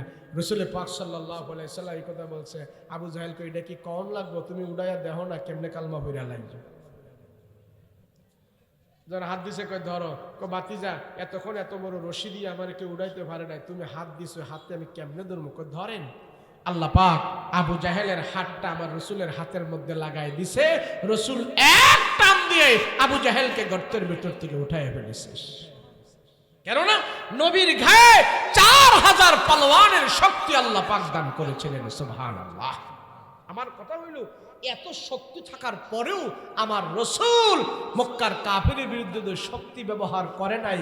যখন আল্লাহর হুকুম হয়েছে তখনই আমার রসুল মক্কার কাফিরের বিরুদ্ধে শক্তি প্রয়োগ করেছে, এর আগে প্রয়োগ করে নাই। কথা বলেন ঠিক কিনা?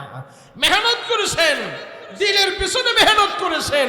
রসুল বলেন দিলের পিছনে মেহনত করলে, আল্লাহ বলেন উম্মতের দিলের পিছনে ভয় ঢুকান, তাদেরকে আখিরাতের দাওয়াত দেন, দেখবেন আপনার দাওয়াতের মাধ্যমে, রসুলের দাওয়াতের মাধ্যমে 13 বছরের ভিতরে যে সমস্ত কাফিরগুলো রসুলের হাতে হাত রাখে, নবীজির হাতে হাত রেখে কালেমা পড়ে, তারা যে মুসলমান হয়েছে, এই মুসলমানগুলোকে আবু বকর, উসমান, আলী, তালহা, জুবাইর, ওমরে ফারুক, উসমান গনি, এরা ছিলেন রসুলের দাওয়াতের সাহাবী।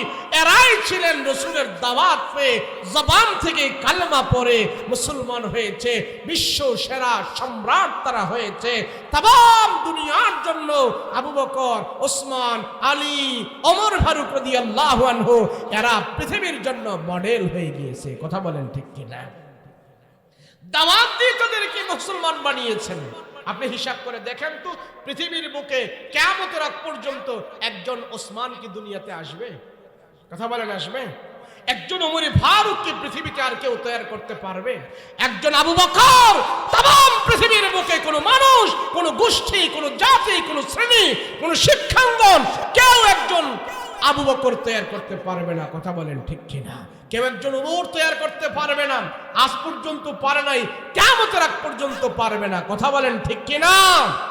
দুনিয়াতে অনেক মানুষ চলে যায়, তার থেকে আরো বড় মানুষ আসে, তার থেকে আরো জ্ঞানী মানুষ জন্মায়, তার থেকে আরো বড় নেতা জন্মায়, কিন্তু আবু বকরের থেকে বড় কোনো একজন আদর্শবান মানুষ পৃথিবীতে কিয়ামতের আগ পর্যন্ত জন্মাবে না। কথা বলেন ঠিক কিনা? তাহলে তাদেরকে রাসূল দাওয়াত দি, কালেমার দাওয়াত দি তাদেরকে বানিয়েছেন।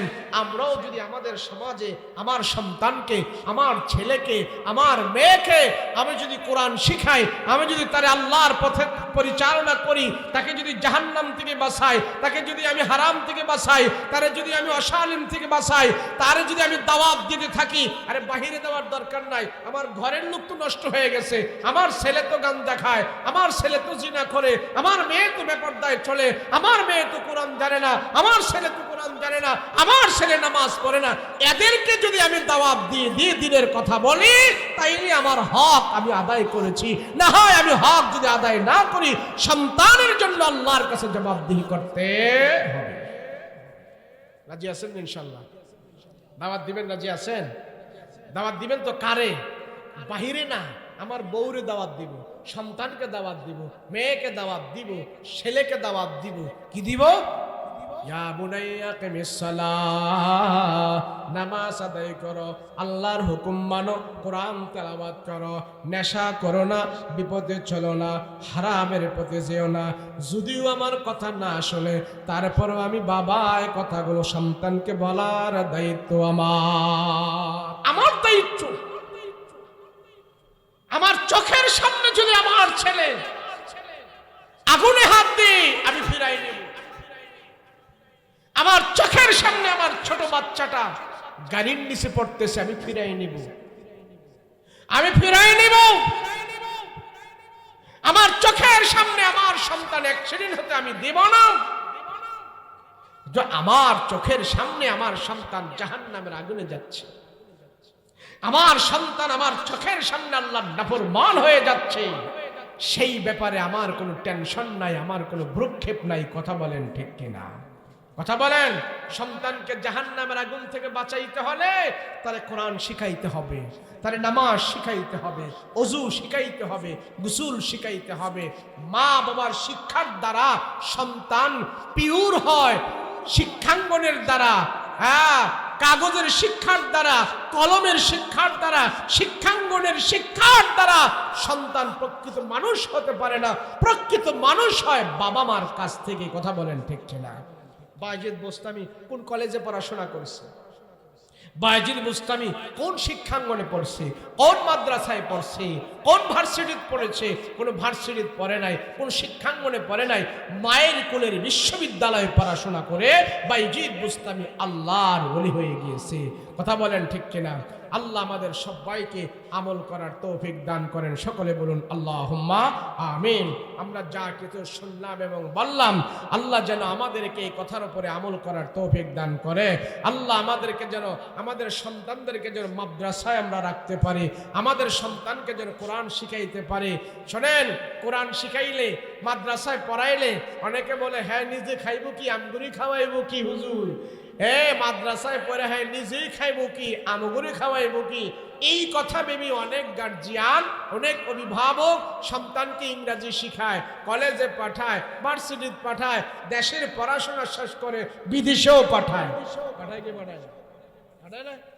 বহুত অভিভাবকের কথা আমরা শুনি যে হুজুর উচ্চ শিক্ষার জন্য সন্তানকে বাইরে পাঠিয়েছে, উচ্চ ডিগ্রির জন্য আমার সন্তান আমেরিকায় আছে, লন্ডনে আছে, অস্ট্রেলিয়া আছে। ওখানে যাওয়ার পর আজকে 10 বছর হয়ে গেল, 10 লাখ টাকাও আমাকে দেয় নাই। 10 বছর হয়ে গেছে সেখানে, শুনেছি ওখানে বিবাহ শাদী করে, সে ওখানে সেটেল হয়ে গেছে, এখন আমাদের খবরও নেয় না। কথা বলেন ঠিক কিনা? আছে না নাই? কোরআন থেকে দূরে সরিয়ে দিয়ে, আল্লাহর কোরআন থেকে আপনার সন্তানকে দূরে সরিয়ে দিয়ে দুনিয়াতেই যদি আপনার এমন অবস্থা হয়, তো আখিরাতে কেমন হবে? আখিরাতে কেমন হবে? সেই জন্য সন্তানকে আলেম বানাবেন, সন্তানকে কোরআনের হাফেজ বানাবেন। আপনার সন্তান ডাক্তার হবে, অসুবিধা নাই, মাস্টার হবে, অসুবিধা নাই, ইঞ্জিনিয়ার হবে, অসুবিধা নাই, চেয়ারম্যান হবে, অসুবিধা নাই, মেম্বার হবে, অসুবিধা নাই।